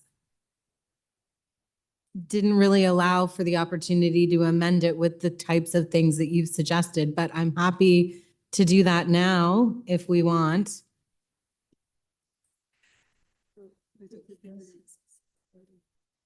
Does this capture what you're trying to say, that the chair writes to the federal and provincial governments regarding advocating for a transparent and accessible process to secure funding, et cetera, Yes. would that capture it? Yes, and I think to copy the typical people like OPSPA and et cetera. Thank you. So we need to withdrawing the referral. Yes, I'll withdraw the referral and move this instead. Is there any objection to withdrawing the referral? We're going to look at redrafting a motion for advocacy. Okay. We're going to take a 5-minute recess just to get that wording for the advocacy motion. 5-minute recess? Yeah. Okay.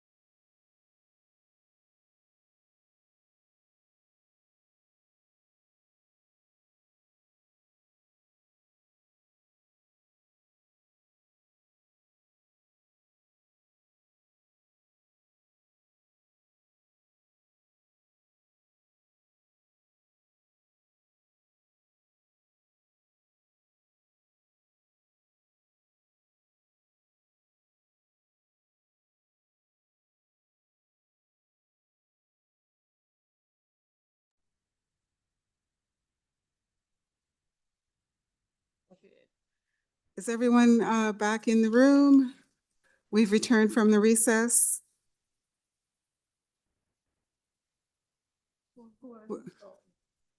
I believe it was Trustee Dawson. And we have the wording of the motion. Just give us a moment to get it on the screen. Do we still have quorum? Good.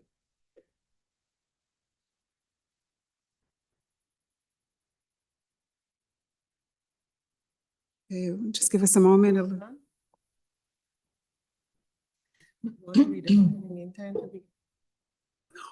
where is it?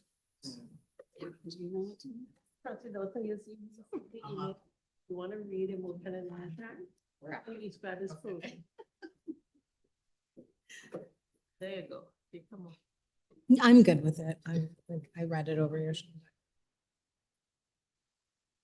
Okay, so the motion is there in front of us. Advocacy for Indigenous Education New Build Funding. That the chair write the federal and provincial government to advocate for funding for a new build project as presented in the recommendation from USCAC for the following. It's there on the screen. Moved by Trustee Dawson, seconded by, was it seconded by Trustee King? Trustee King, are we opening eScribe? No, is there anyone who wants to speak? Sorry, Madam Chair, this is the second time. I just want to make sure I get an opportunity to ask questions related to that if it's possible.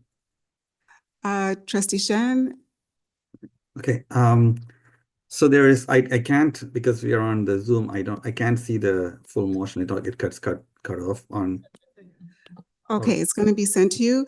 Let me just. Yeah, I see it. Read. Okay. Okay, so my question is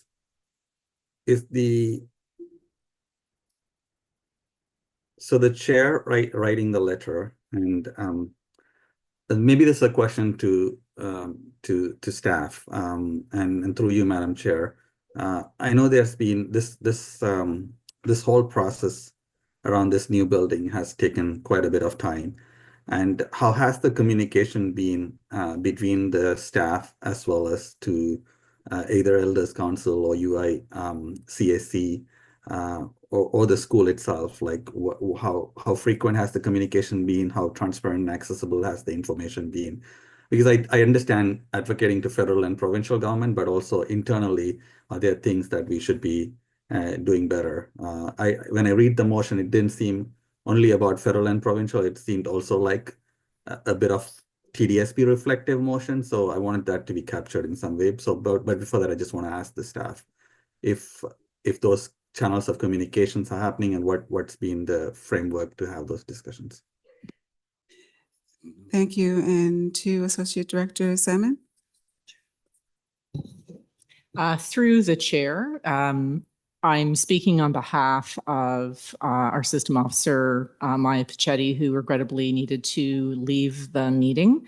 But she asked me to bring to the committee the information that she meets with the Ministry of Education regularly in regards to all projects, continues to advocate for our new Indigenous school. They are right now initiating design and will bring that to board once there's a cost estimate, as well as hearing from the ministry what funding sources are available. So please be reassured from Maya Pichetti that it is actively, the conversations are happening regularly. Thank you. Through you, Madam Chair, just following up, I know we are expecting some more updates on this matter later this month. Is that right?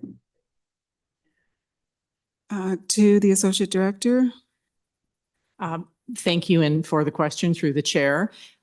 We can certainly ask Ms. Pichetti to be bringing back this information in more detail at the earliest opportunity. Okay. Thank you.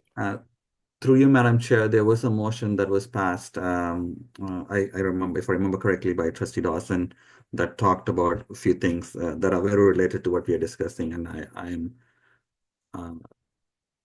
is there any indication of when we would have some information on that, that motion that asked about Indigenous trustee, the building and few other things that were mentioned in there as well? To Associate Director Salmon. Yeah, thank you. Through the chair, the expectation is that it would be coming back within the next month through our Ms. Seville, and so that will be coming forward in the next month. Thank you. Yeah, thank you. I'll be happy to support this motion, and the only thing I see that is it's a bit reworded to have provincial and federal government as the key thing, and then underneath, whereas the original way it was structured, the second part did not only apply to provincial and federal government, it also applies possibly to us as well. So, so the second 1 and 2, the two in principle, we can pass this and say it's for federal and provincial government, the advocacy piece, but also could be in how we share information, how we engage the leadership of Elders Council, the Indigenous Education Center, and the Community Advisory Committee committee as a whole could be reflected in the second part. But right now, the motion takes it as a federal and provincial government related motion. So that's the only concern I have. But other than that, I think I'll be more than happy to support this. Thank you. Thank you, Trustee Shan. Were there any other trustees that wanted to speak to the motion? Okay, no one online. So it was moved by Trustee Dawson, seconded by Trustee King. Could we have East Scribe open for the vote? Shan in favor. Trustee Patel in favor.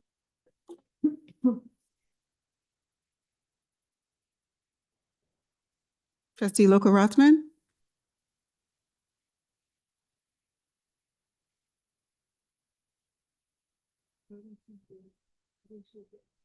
Okay, marker absent. That carries. And that carries. Thank you. So at this point, we're going to take a break for dinner. So we'll be back, I guess, approximately 7:15, but it's a dinner break, so we're adjourning for dinner. Thank you.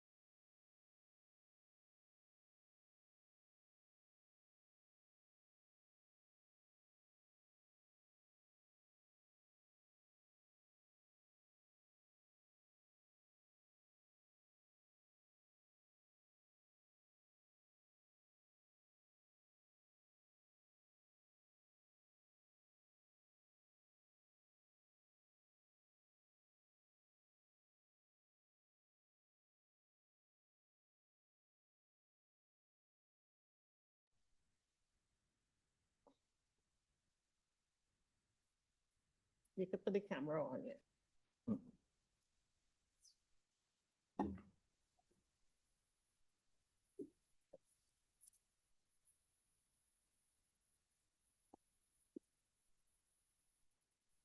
We just need trustees Shannon Patel to join us, and then we would have quorum.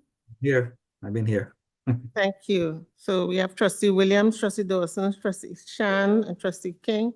So we have quorum.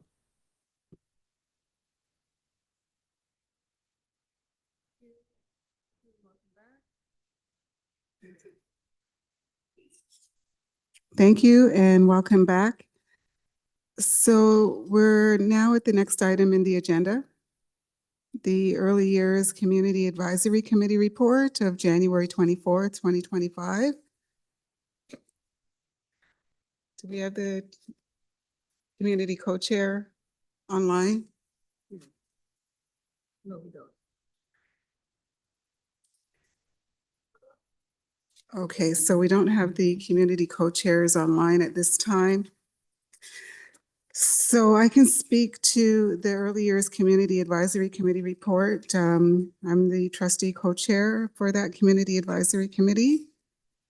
And coming out of their last meeting of January 24th, there was some discussion regarding the recommendations that came out of the organizational board meeting of November of last year. So the recommendations that were made, the recommendations made by the Early Years CAC, it's up on the screen there. Whereas the Early Years CAC has been and continues to be a strong communities and stakeholder engagement advisory committee to the board and is composed of sectorial partners advocating for the success of early years programs, including childcare before and after school programs and early on child and family centers in TDSB schools.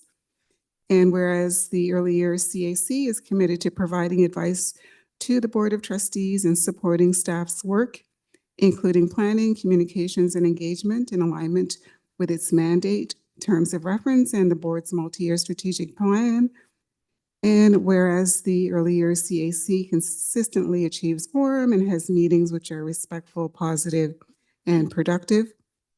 And whereas the work of revising the CAC terms of reference was paused due to the broader CAC review and needs to be resumed.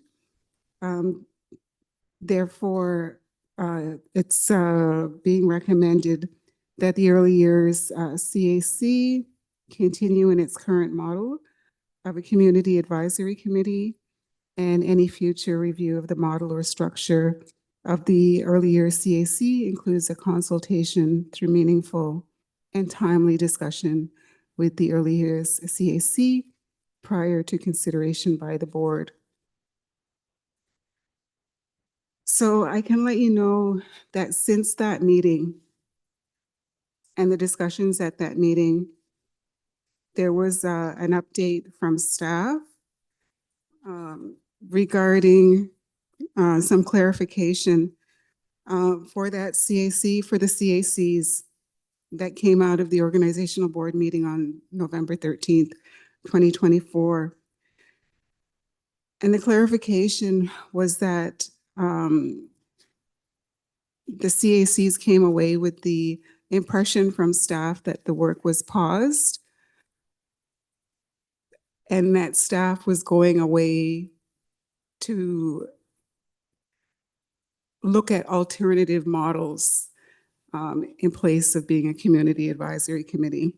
So the clarification that came back was that over the coming months, staff would engage in a thorough review of the current community advisory committee framework and collaborate with the CAC members to assess whether the existing CAC model effectively addresses their needs and evaluate alternative models that may better align with the objectives and scope of the CAC activities.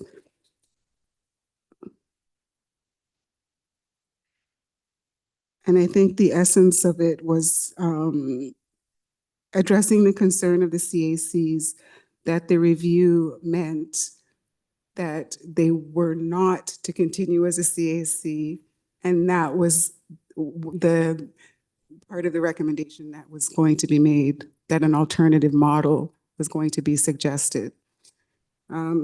So that's the information from the early years Community Advisory Committee. And since that new information came from staff subsequent to the meeting, I think it would be reasonable at this point to refer this recommendation back to staff. I don't know if the staff had any comments or any further information. Associate Director Salmon, nothing further? No, thank you through the chair. No, you've provided an assessment of the further information and the further guidance that was provided. We are also outlining that the CACs should in fact, with engaging in the consultation process around possible models, but the work should actually continue in the CACs as we go forward. And so there should not be any stoppage for those CACs that were identified. So thank you for that. Okay, thank you. So with that clarification that the work of the CACs continues, with this question, Trustee King? Thank you, through Chair. Just one quick question. Are we confident that the same miscommunication or impression has not been left on the other 5 CACs that are part of the cycle of review, the first cycle? Thank you for the question. And part of what we'll be doing is bringing together the executive leads of all the committees in order to make sure that we are providing the same type of information that was outlined to the initial 6. Thank you. Thank you. Were there any other questions from trustees? Okay, seeing none. So I would need a motion for referral back to staff. Mover and a seconder. Do you have it in your script?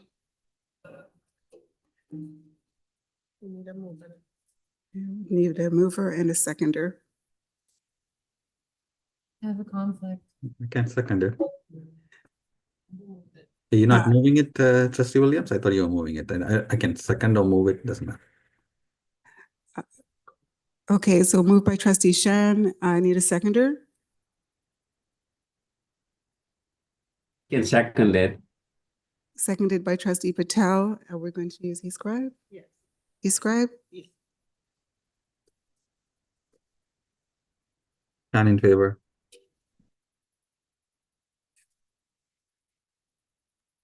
Patel in favor.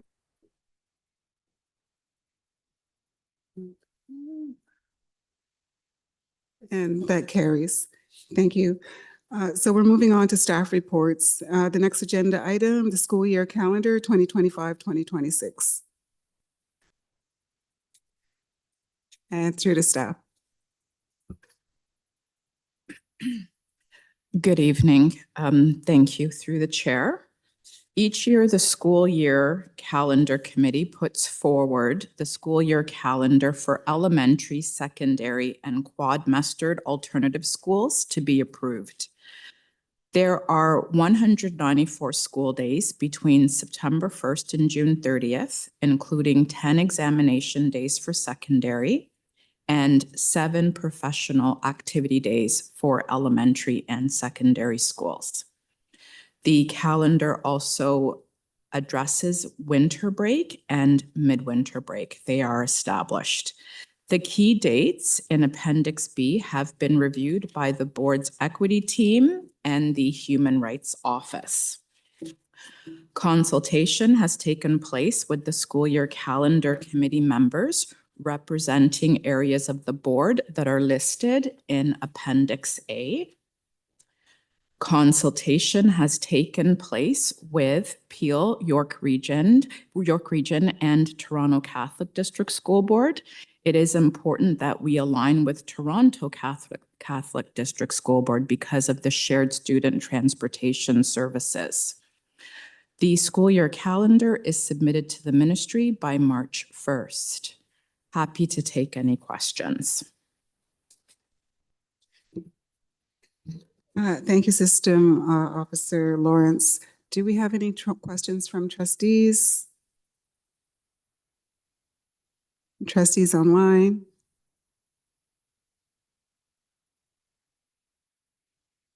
Seeing none, I just want to thank the staff for the work done with the school year calendar committee. I was privileged to be the trustee representative on the school year calendar committee this year, and appreciate all of the work that went into coming to the calendar that we have in front of us, the calendars. So we have a motion, we need a motion, a mover and a seconder to recommend that the school year calendar for 2025-2026 for elementary and secondary and quad-mastered alternative schools be approved. Moved by trustee Dawson, seconded by Shan? trustee Shan. All in favor? Are we doing e-scribe? E-scribe? Yeah. E-scribe will come up. Shan in favor.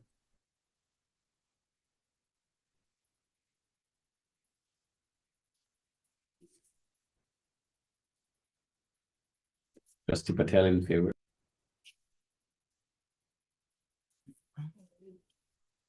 Do we have everything? It is carried. Thank you. Okay.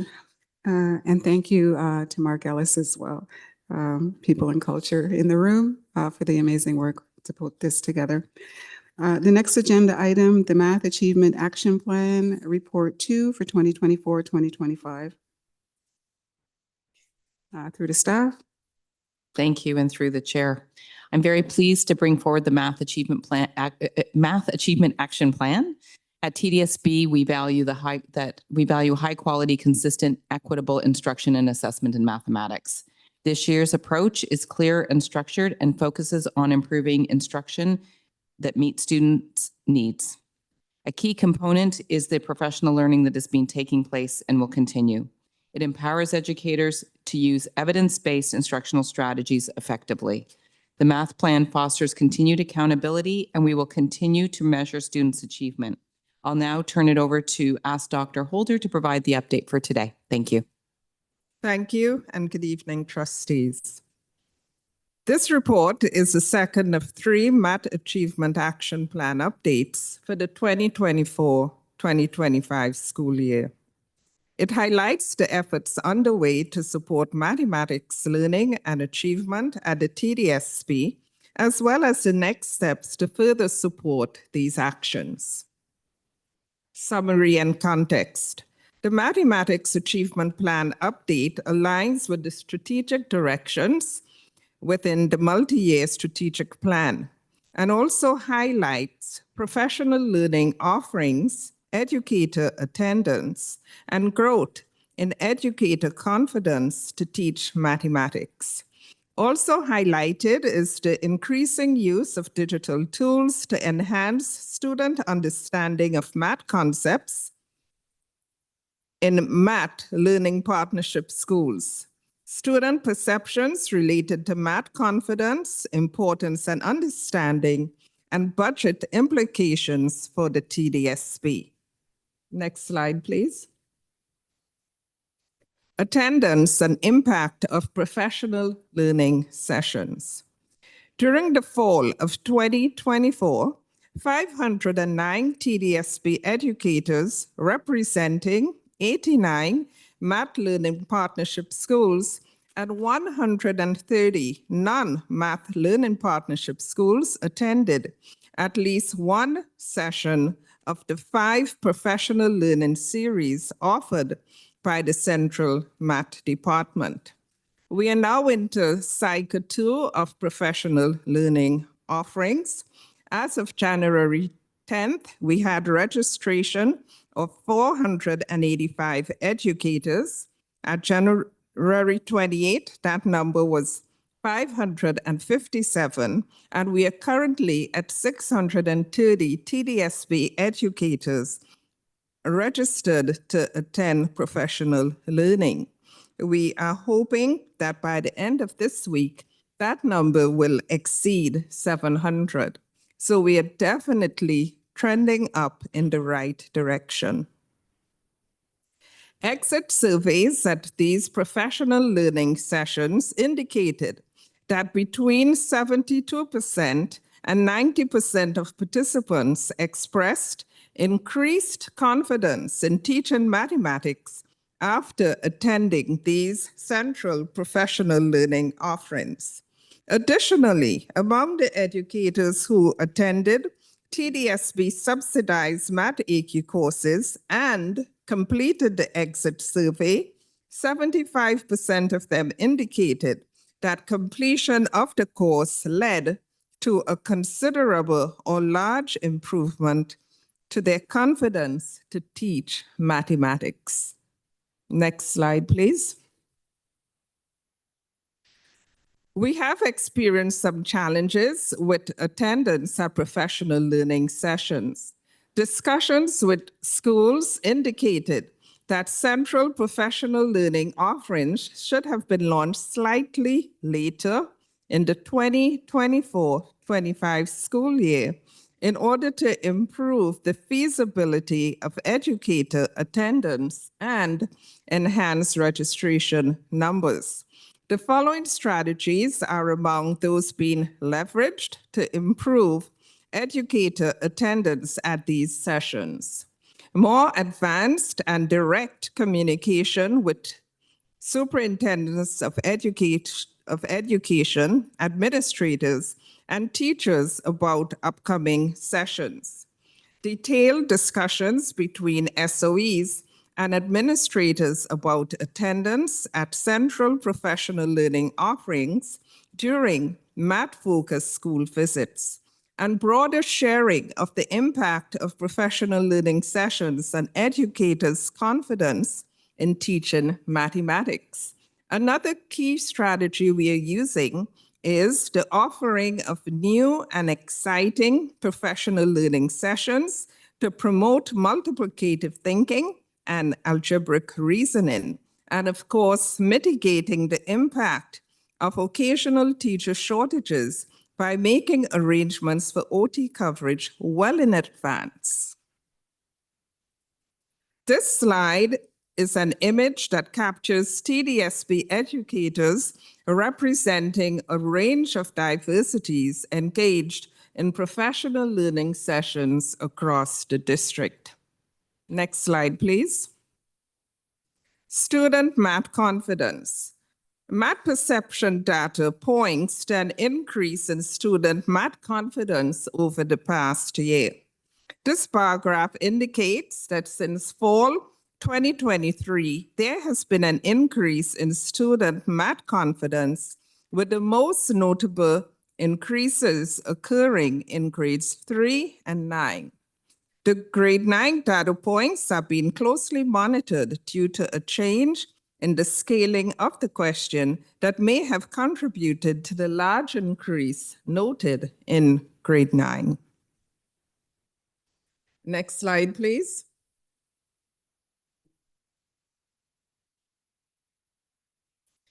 Importance of math to students. Students in all three focus grades, grades 3, 6, and 9, believe that math is important to them.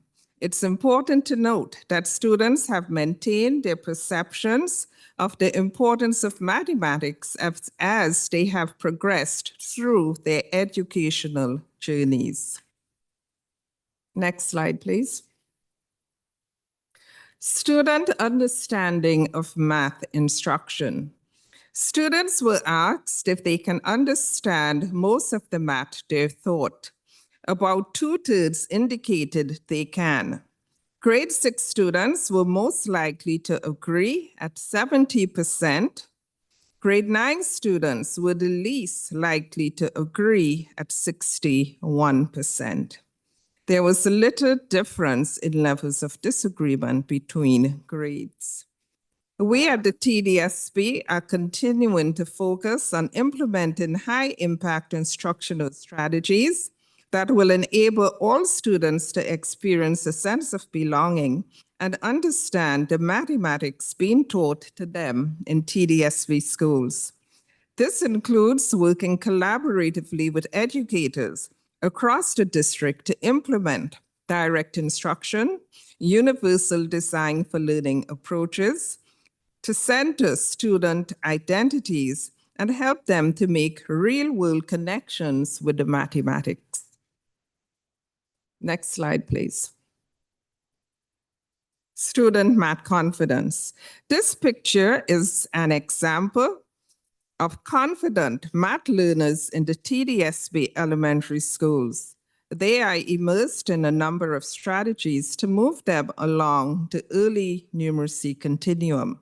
A video showing more details will be shared at the end of this report. Next slide, please. Virtual math tools. Overall, more than half, or 52%, of student respondents indicated that they have used digital math tools. The grade with the highest proportion of digital math tool users was grade 6 at 61%, followed by grade 3 at 54%, and then grade 9 at 38%. Across all grades, the most used digital math tool was Knowledge Hook. In elementary grades, this was followed by Braining Camp. For grade 9 students, the second most used digital math tool was Desmos. Next slide, please.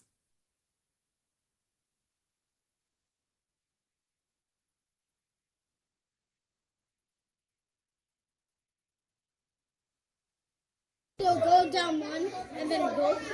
Okay, so we're gonna roll, we're gonna double it, and then we're gonna minus one and find it on the board. Okay, would you like me to show you the first one? So I rolled a 3, what's a 3 doubled? 6. Okay, minus 1. So I get to 5 space. Your turn? This is my color. Oh, I'm so sorry. Whoa, Mr. Your Double. turn. What'd you get, SB? So what is a double? What did you get before? She's worried if you have more than her. What's 4 and 4? Double it. 8. Minus 1. 7. Yep. That's Not your color. So we lost. Future considerations and reports. There have been no changes to the funding implications that were shared in the first Math Achievement Action Plan update. The next update that will be presented to you will be in May 2025 and will include Term 1 and Semester 1 academic data. The report that will summarize Term 2 and Semester 2 academic data will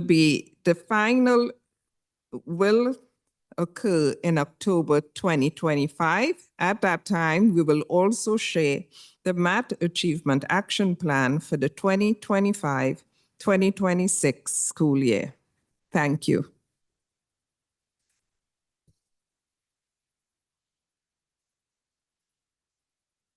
Thank you.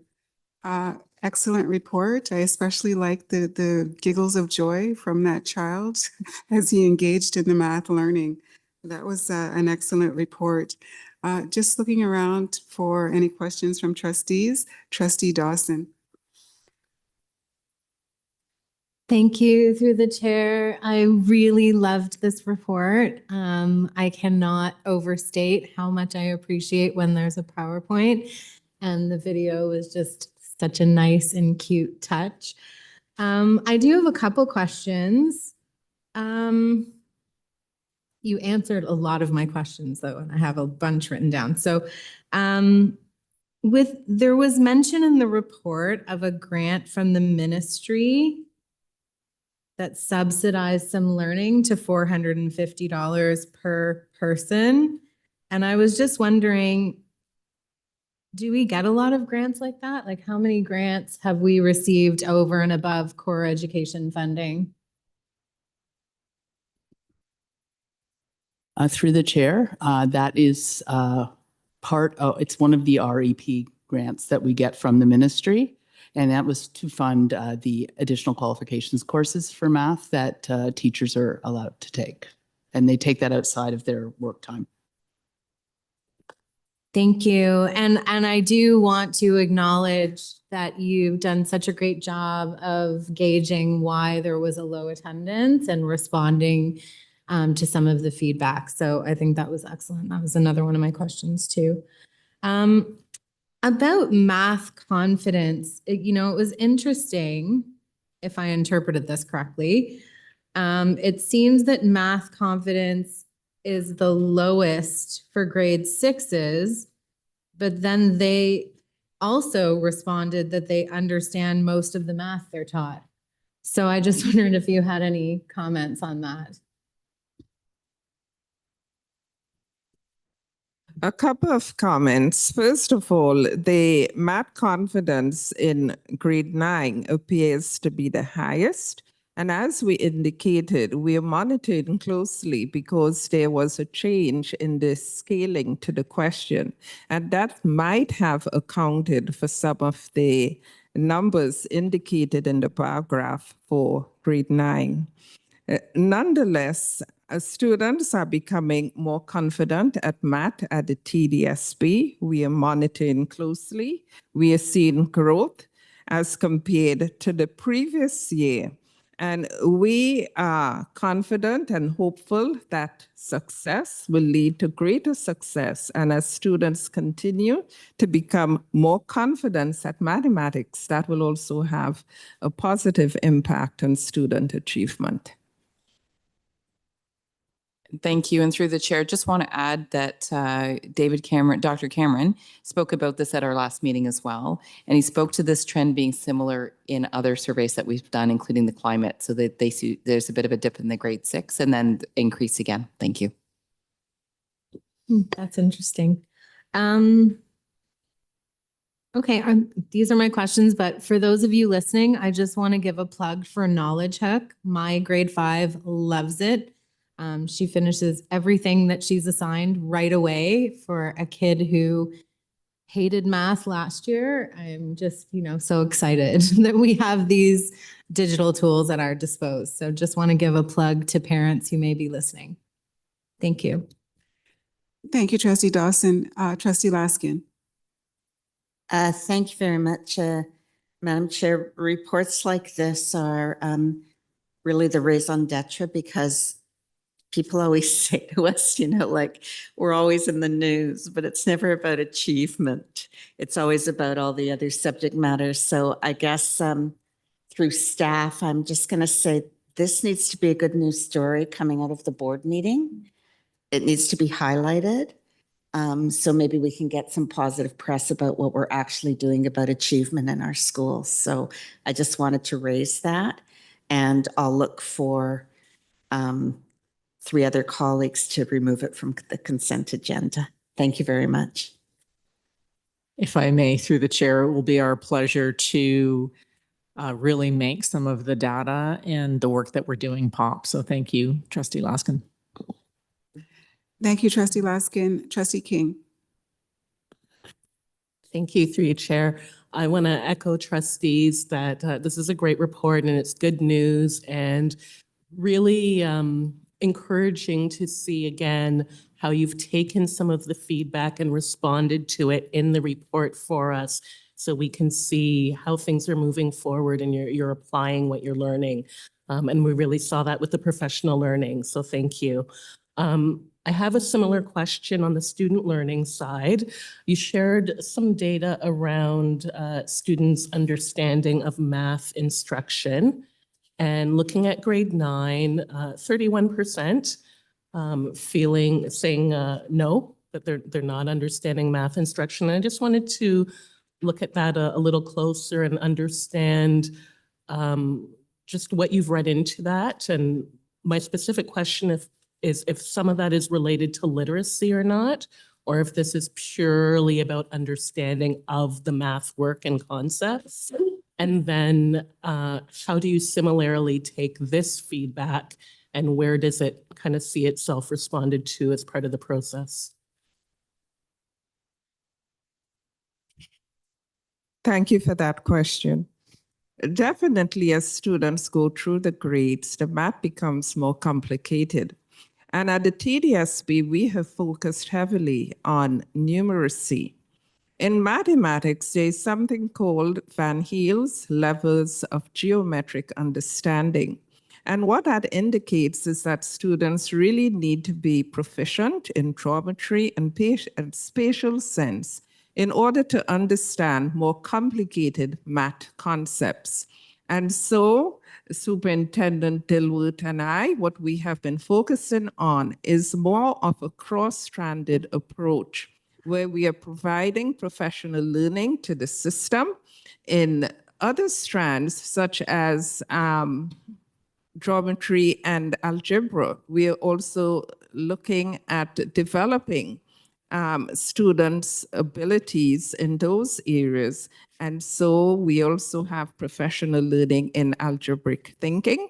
So we're making that available to students as well as educators across the TDSB so that we can adopt more of a cross-stranded approach to support student learning and achievement.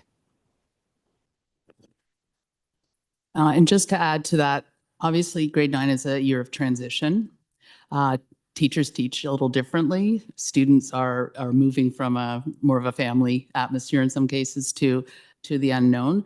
And some children come with IEPs that have modified program pages. So we're working very hard with secondary staff. And in fact, we just found a resource called Reimagining Mathematics and Disability. I can send you the book. It's a really excellent book. And we're going to be working actually with grade 6 teachers because our goal is to try to wean students off of some of those program pages where we can before they get to grade 9, so that when they get to grade 9, the transition isn't as stunning for them as it is right now. So building teacher capacity is at the root of everything that we're doing in order to enhance student achievement, and looking at students with exceptionalities and really focusing the math, keeping our expectations high, because we know most of these children can learn, they just learn differently. And how do we build that into the context of math in a really meaningful way? So that's a new area that we're focusing in on, and we're doing some pilot work this semester, and probably will roll out a bigger session of that next year. And one follow-up question. So understanding there are many things happening during that transition and leading into grade 9, just given the way you describe the geometric work, the algebraic work really builds, that knowledge builds on each other so that you can be successful as you progress. Is some of what we're seeing still a result of the pandemic years and the impact of maybe some disruption in learning during those building pieces or those building times? Thank you, and through the chair. So formally, we don't know. We don't have a control group to decide if it's still post-pandemic learning going on. Of course, over the last couple of years through the pandemic recovery plan, we did try and fill those gaps with different programming. So we don't believe at this time that it's directly related, but of course, individual students may still be experiencing some of those gaps from their learning through the year and a half that they were virtual. And we know that families were impacted very differently across the system. And I'm just going to ask Dr. Holder to add one more comment. Thank you. What I would like to add is that we also recognize that we have to leverage the strengths of students with special education needs in order to address their challenges. And as we collaborate on rethinking disability and mathematics, we are partnering with the special education department to provide some professional learning to the system that will focus on universal design for learning, as well as differentiated instructional strategies. And in so doing, we want to increase access to the curriculum and provide students with a sort of instruction that will enable them to demonstrate the full extent of their understanding and learning in mathematics.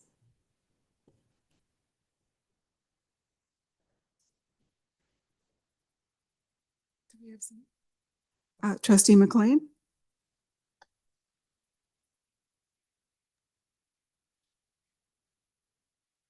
Thank you, and through the chair.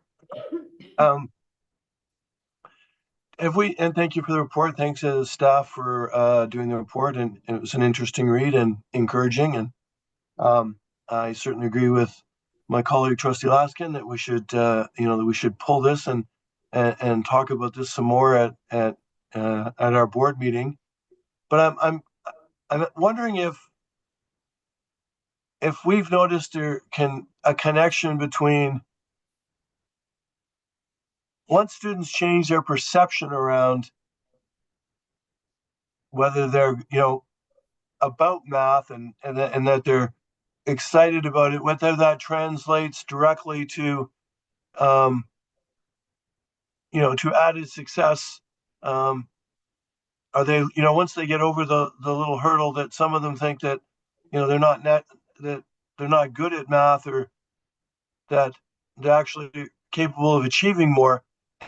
And to that end, it's great that we talk here about this report and we talk publicly about this report, but it would be neat if we could find a way to play that young child's giggling in classrooms throughout our system and show that math can be fun and try to win or try to continue to win the hearts and minds of our young learners so that they begin to have more fun with it and don't see it as, or have less of them perceive it to be a big hurdle that is naturally hard to climb, kind of thing.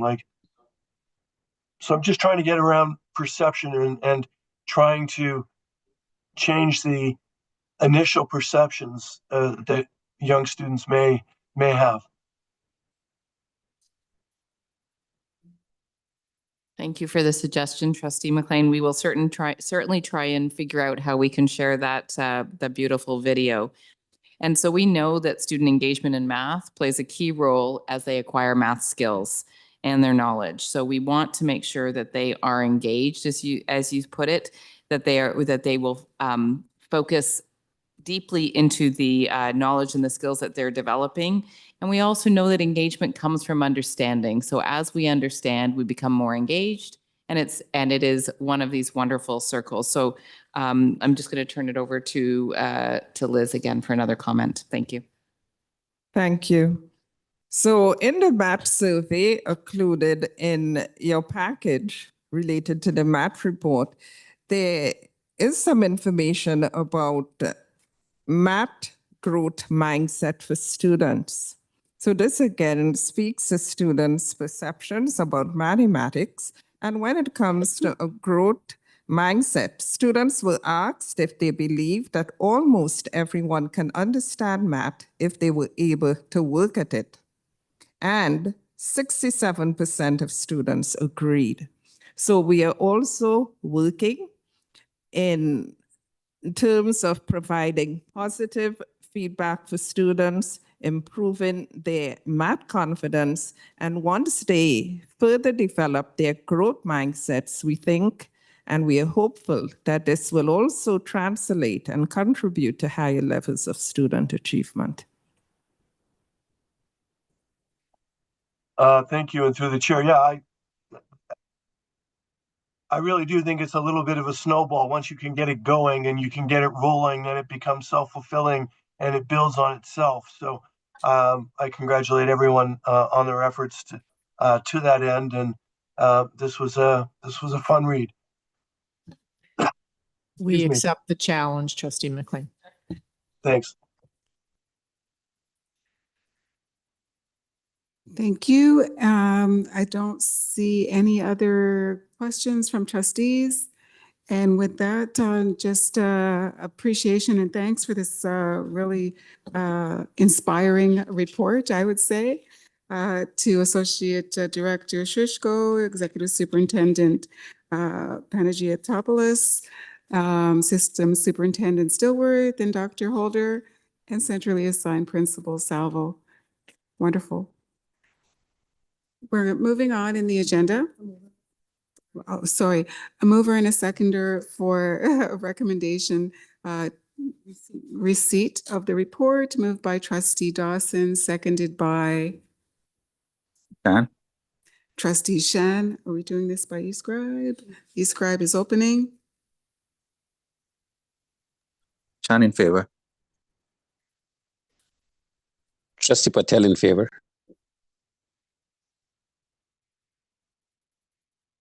And that carries. So the next item, the written notice of motion for consideration. Review and reinstatement of Wellness Week at R.H. King Academy. Trustees Patel and Shan on behalf of Trustee Goes and Student Trustee Bell. Trustee Laskin. Do we need the movers? You want to go to the movers second? Need the movers and the seconders. Trustee Patel and Shan, did you want to speak to the motion? Well, I don't know if Trustee Patel wants to speak, but I know Trustee Goss is here. We moved it on her behalf, so she can speak as well. Same here, Madam Chair. I mean, it's on behalf of Trustee Goss, so let her speak. Thank you. Trustee Goes is not in the room at the moment. I'm online. Online? Thank you. Go ahead, Trustee Goes. Okay, the motion presented aims to address the concerns and feedback from the Arch King Academy community regarding the Sorry. proposals. Pardon? I just wonder if we need to have a bit of a sidebar with respect to whether or not there is a conflict at all in this. We're going to take a 5-minute recess.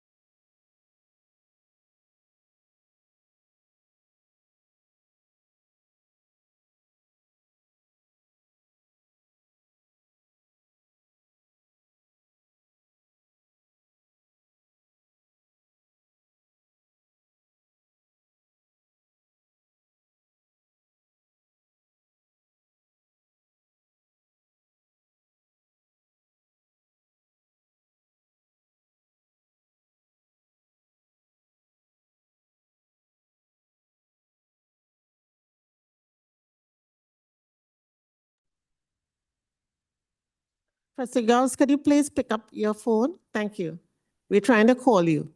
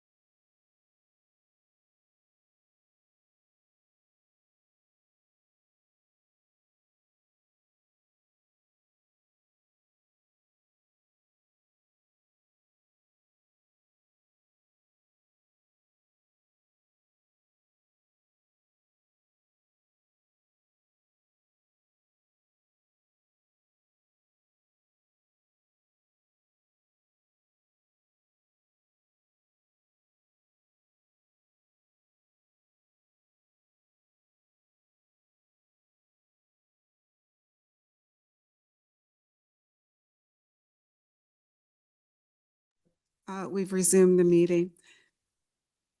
So it was Trustee Gose, you were speaking to the motion. Yes. So the motion presented aims to address the concerns and feedback from the RH King Academy community regarding the proposed removal of Wellness Week. Wellness Week has been a unique feature of the school, offering students a valuable break to focus on their mental health, engage in wellness activities, and work on personal development, such as volunteer hours and post-secondary goals and much more. This week occurs in November, which means that they start school 1 week earlier than other schools. They start school at the end of August, and they have a 1 week off in November. The motion calls for through consultation and data review process to ensure that all stakeholders, students, staff, and the broader community are heard before any decision is made. This includes a review of all academic and mental health outcomes both before and after the introduction of Wellness Week, as well as gathering feedback from students and staff. The motion also highlights the importance of keeping Wellness Week in place for its positive impact on students' well-being. Ultimately, the goal of this motion is to prioritize students' well-being and ensure that any changes at the school calendar are made with careful consideration and impact on students' academic and mental health. If you have any questions, I'm happy to answer them. Thank you. Student Trustee Bell, did you want to speak to the motion as well? Okay, good evening, everyone. So briefly, I would like to echo the testaments of my fellow trustee. This particular motion is rooted based on student voice and student-based advocacy. During our delegations today, that was a prevalent piece when it came to RH King and the student leadership, which is prevalent there. Students came to me and trustees asking for a solution when they learned that their wellness break had the potential to be taken away. It was a combination of emotions, fear, and simple questioning in terms of why. The following motion asks for staff and trustees to consider the following. It talks about the idea of being able to understand why. Why were students, staff, and parents told that their wellness break was going to be taken away?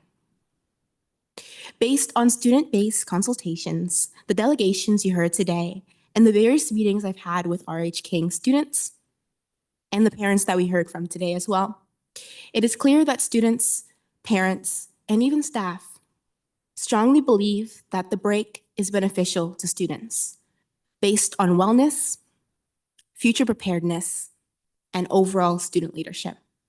Us as trustees are meant to do our work rooted in students and student-based advocacy. As a student trustee, that's piece that's tied to my role even more. This particular motion is something that we're very passionate about, and we hope trustees consider the following. Thank you. Thank you, Student Trustee Bell. I believe I had Trustee Laskin next on the speakers list. Thank you very much, through you, Madam Chair. I'm really not sure what these recommendations are asking for, because it relates to a process from 2016. And then it talks about the data from that process. And then we share back that process. But it doesn't actually talk about continuing the pilot. So I'm a bit confused. I do agree that I'd like to understand operationally why there was a pause on the implementation of the school year calendar. And I'd like to understand if there is data from the pilot, because it has continued for a number of years. I'd like to understand why there would be a pause in it. Well, they carried out a consultation before a report would come about the results of the pilot, whether or not it was successful, and whether or not it should be canceled or supported through more schools in the system if it was successful. So I'm actually trying to understand the intent of what's before us, because I don't see anywhere that it says it should continue. And I don't see anywhere that it does ask that the research department curate data, but it doesn't, and evaluate it. And then we share back the results, but it doesn't give a time. Like I'm just not sure. I'm assuming the intent is that it continues. That's what we heard from the delegates. But I don't think that's actually in the motion. And I'm not quite sure, since it was a pilot, I guess I'd just like to hear from staff on whether or not the pilot has ever been evaluated or if it's just continued year after year, and the rationale for why this year there was a communication about it. So through you, Madam Chair, to staff. Thank you, Trustee Laskin. To Associate Director Shishko or Salmon.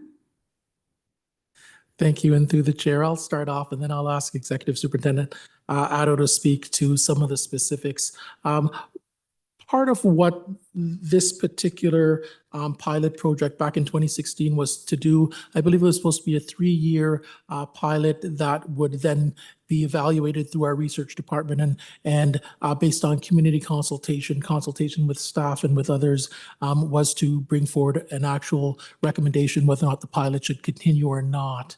Unfortunately, during the pandemic, that particular process that was expected did not take place. And so there were some other challenges that were concerns with respect to collective agreement and whether or not the actual timetable adhered to some of those particular expectations. That was a concern, but the reality is that as we moved forward and dug more into what had taken place, it was able to continue while we actually did what was expected to be done in 2019, 2020, which was an actual full assessment of the actual program and process. I'm not sure if Executive Superintendent Addo has anything else to add to that.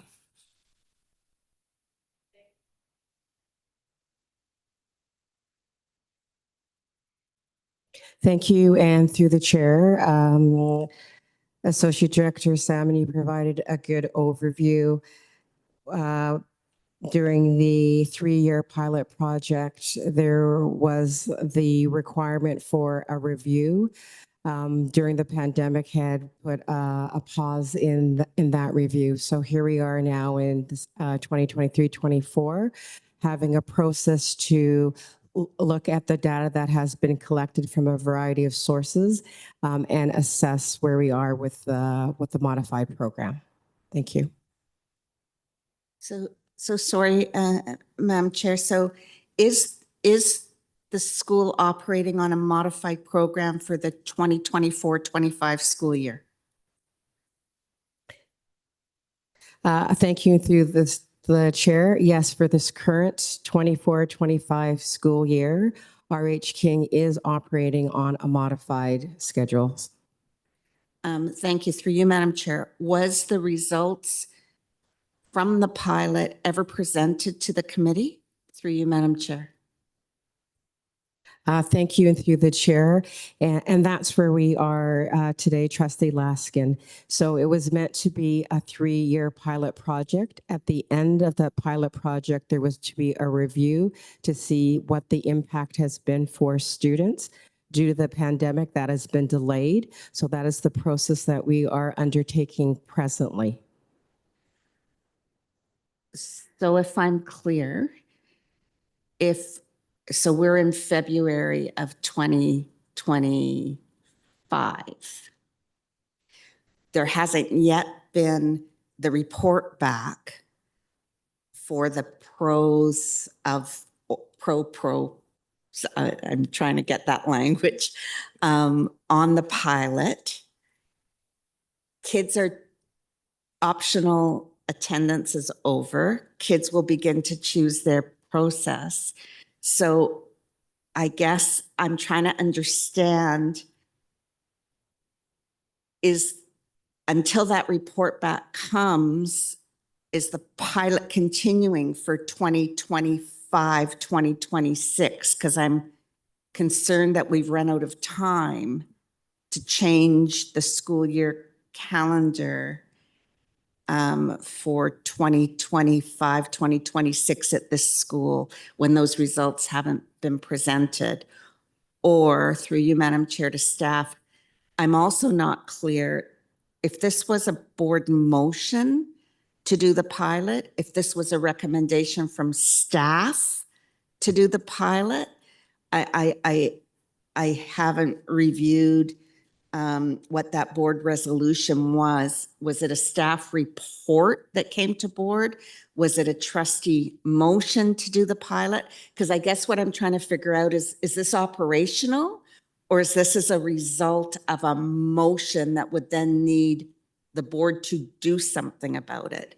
So through you, Madam Chair, to staff, I just need some help understanding the process. Thank you. Could you respond to that, please?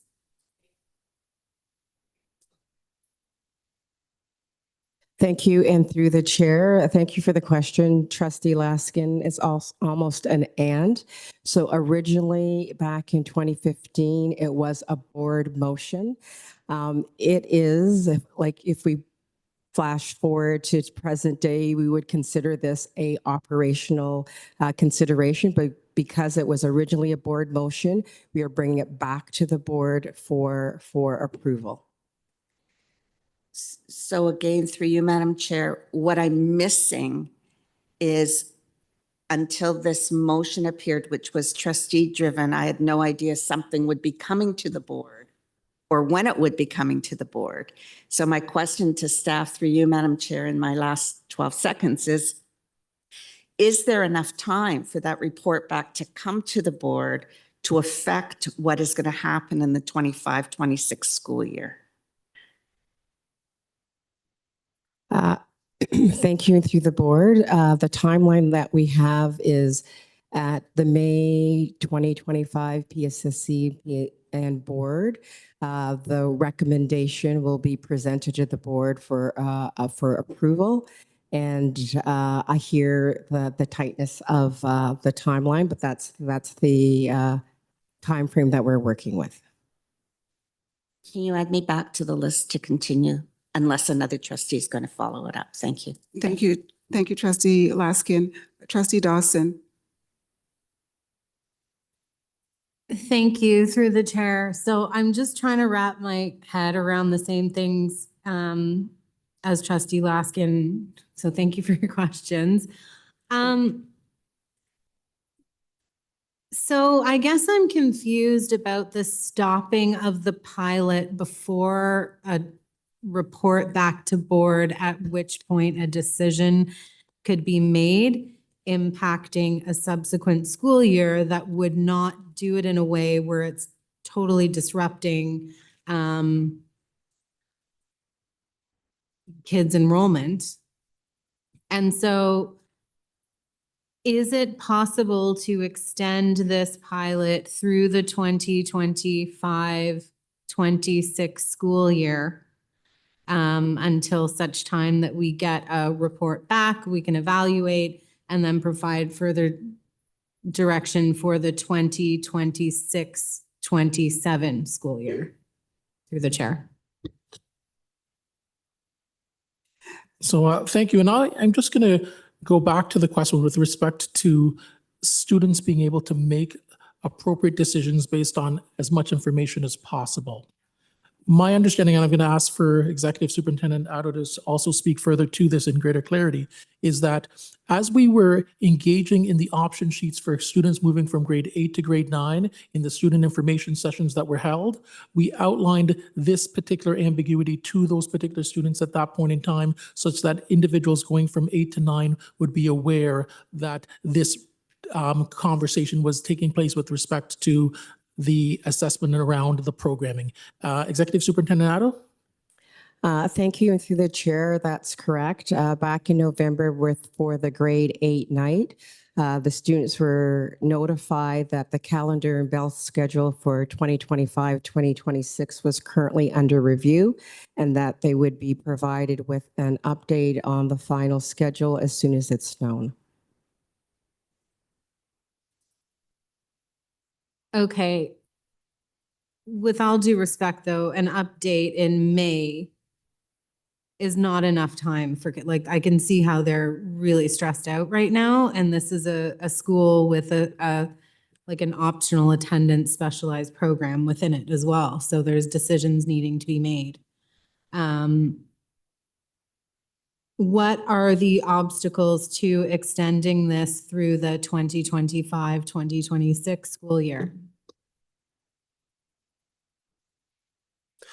Through the chair, I think staff is certainly open to that as an option.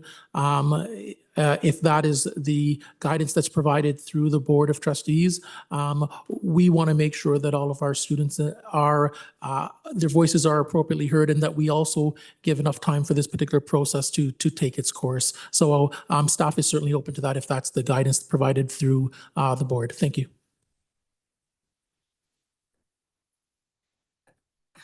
Okay, I'm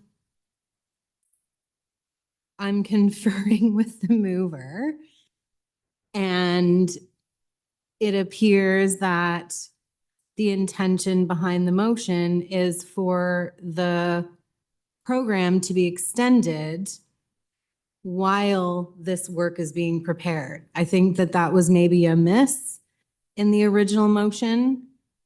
If the mover wants to get back on the list, I would like to hear the intention behind the motion.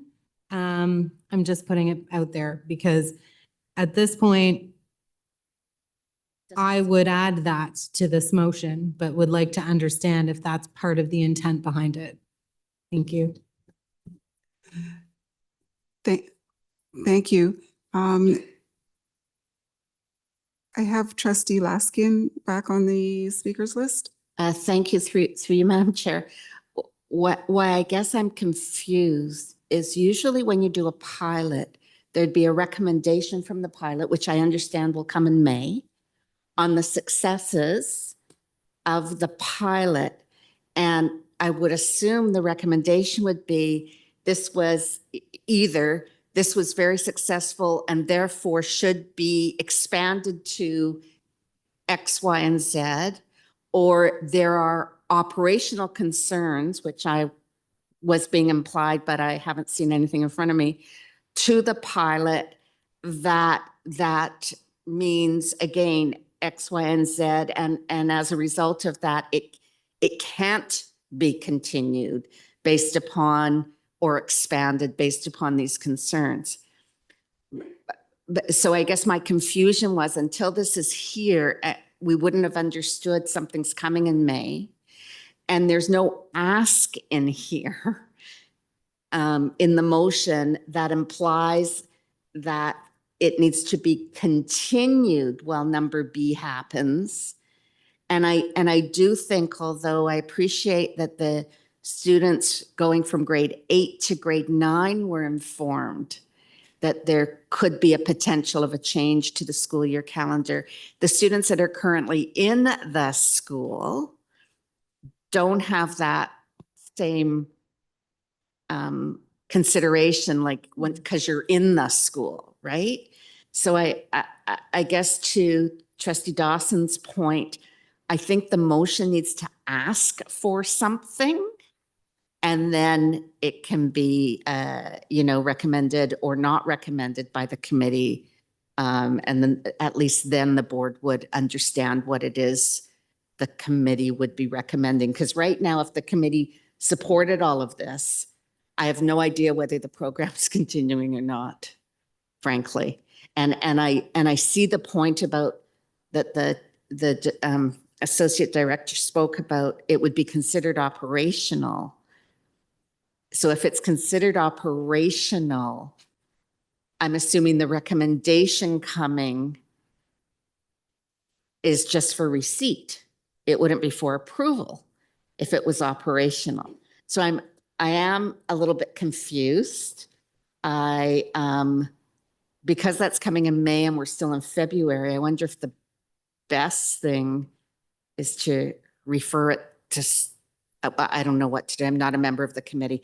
Anyway, I think I've made my point. I'm just not clear what's being asked for, and I'm not clear what's coming in May.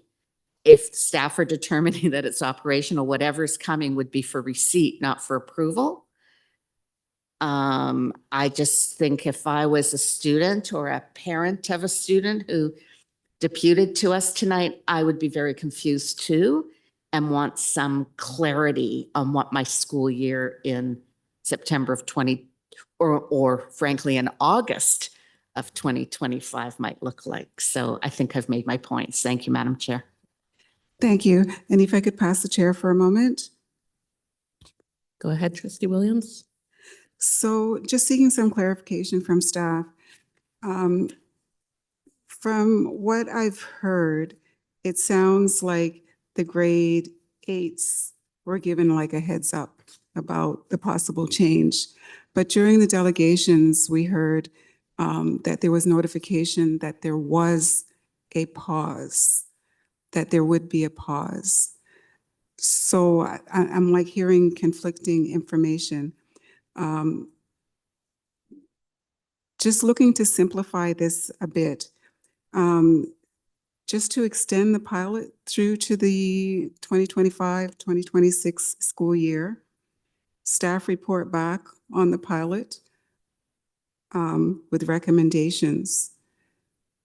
Like that seems to be the essence, like all of this boils down to that essence. And I heard Associate Director Salmon indicate that the trustees could make that decision as to whether to proceed to just to have the pilot extended. Did I hear that correctly? Thank you, and through the chair. Part of what staff are saying is that staff is comfortable with the notion of extending it in order to provide the time such that the research that's going on in the consultations can be brought to fruition and a report brought back to board such that we can then make decisions for the following year. So staff is thinks that we want to make sure that every one of our students is able to make the best decisions possible on this particular topic. And so we would be more than supportive of that. Thank you. Okay, thank you for that clarification, Associate Director Salmon. So I'm going to take back the chair and maybe go to the movers. Trustee Goes, if you would be amenable to like that simplified amendment, to amending your motion, like to be simple and straightforward, asking for those two key things, extending the pilot through to the 2025-2026 school year, and that staff report back on the pilot. Is a time frame reasonable, like May of 2025? Or no time frame, like you're reporting back? Yes, staff will be reporting back because I know that our research department is actively engaged right now in that particular consultation process. And we anticipate being able to bring that report to committee and board in May of this year. Thank you. So Trustee Goes, are you agreeable to amending your motion to make it simple and straightforward, asking Yes. schools to keep? Yes, so from my understanding was that I thought I wasn't able to add that in the ask because my original motion was modified by staff. So I would like, if possible, to add that in, that I can extend it from 2025 to 2026. As Alexis said, that if they make the decision in May, then it's not fair enough for them to not have that pilot. And from my understanding was this motion came because it was originally a pilot project, but they never had the review at all. And all of a sudden, parents got a letter saying that it was going to be canceled, and without any information or any like ask or anything. So this motion was for them to do the procedure that was intended to do back in 2019. And I thought that once they give us those details, those information, the research, then we can make a decision as a board to keep it or not to keep it.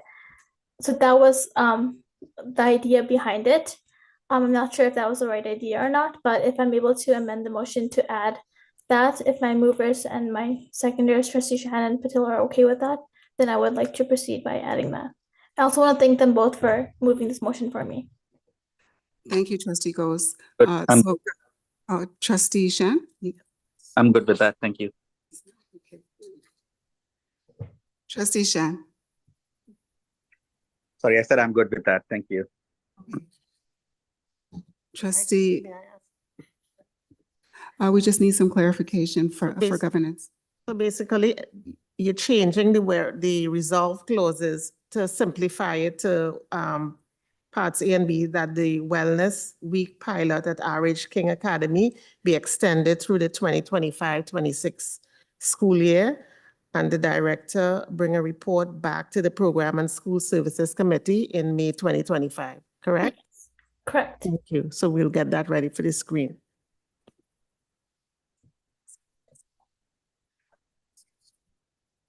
And then part A is still gonna stay, right? The consulting with the RH King Academy community, including staff and everyone. No, that's why I was asking if parts A to C, you're not using that, you're just going straight to ask for the pilot to be extended. Okay. Thank you. That works. Should we keep the consultation?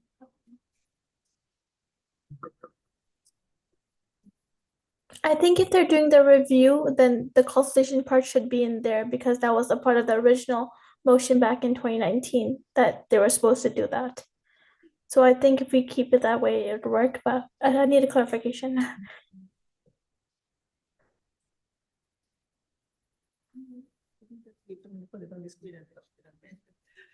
If you just give governance a moment, we're going to get that on the screen.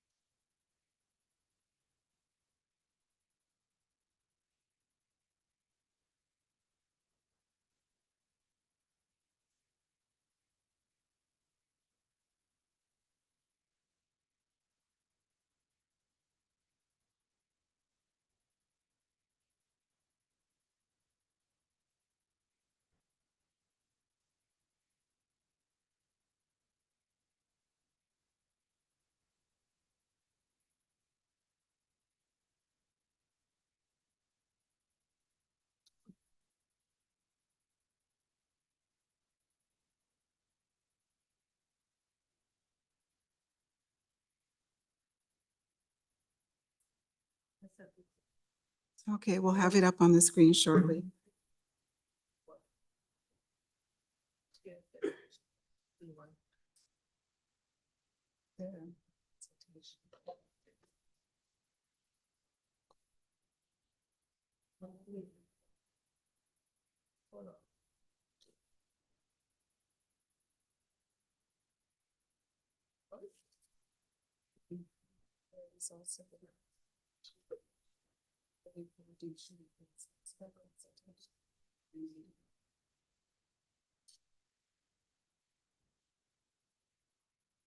I'm adding one more, okay?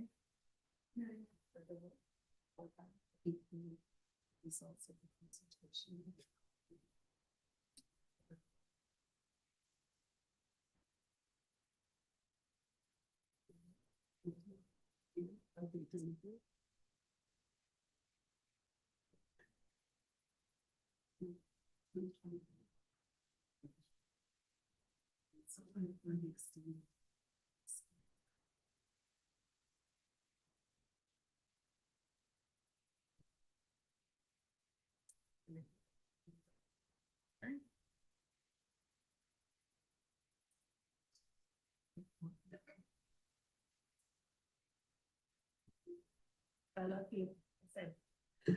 Okay, it'll be up on the screen momentarily.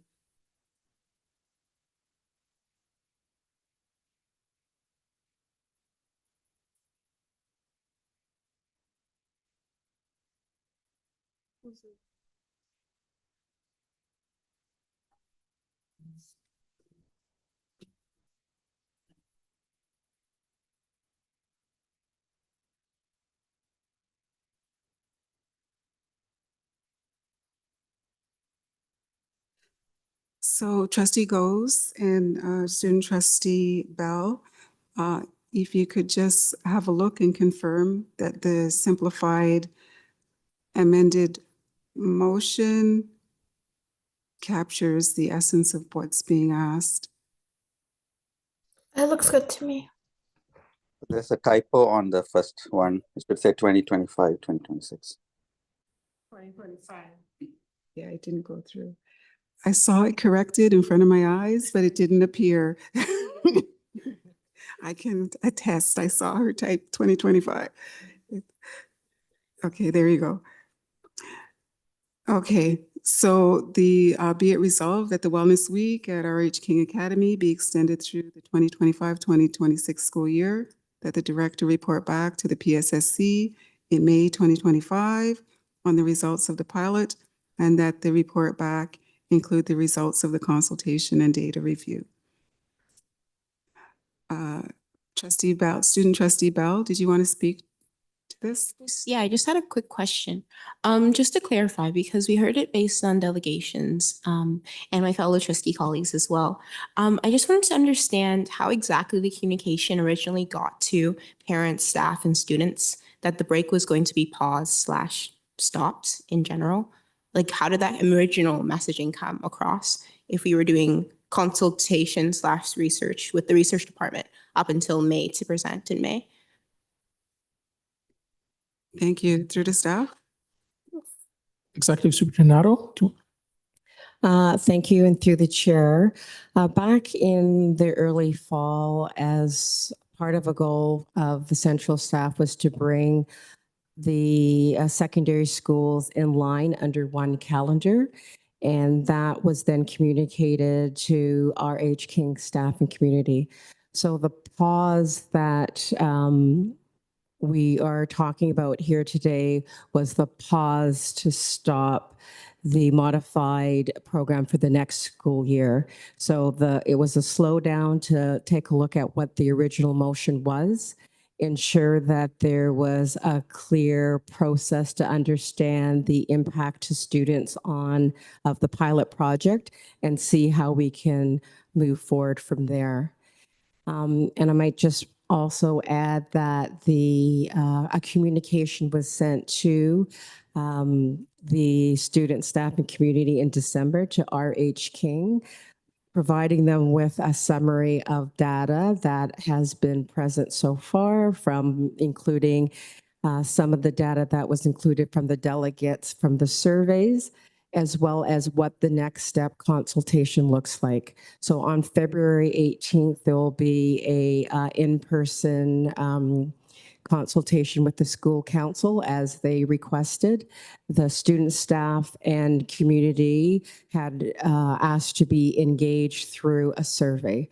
So after February 18th, when we do the school council, then we'll move on to the survey for the rest. So that's giving just a little bit of an overview of what the consultation process will be and the next steps.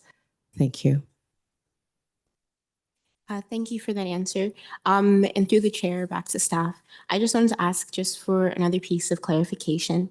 So that means that the pieces when it came to the communication back to students, local staff, and community, that was taken from the staff level and not the local school level, as some of our delegates spoke about? Thank you. Through the chair, correct. Okay. Thank you very much. I have no further questions. Thank you. Do we have any further questions on this motion? So we need a mover and a seconder. Moved by trustee Patel, seconded Well, by we can trustee Shan. second that. Sorry, trustee Shan, I didn't hear what you just said. No, I was just seconding it. Sorry. Okay, it's opening on eScribe. Dawson in favor. Shan in favor. Trustee Patel in favor. Volker Rotman in favor.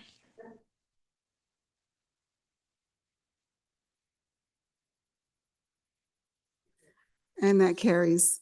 So the last item on our agenda is adjournment, moved by trustee Dawson, seconded by, looking for a seconder. Seconded by trustee King. All in favor? Aye. Any opposed? And the meeting is adjourned. Thank you all for attending this evening. Have a good night.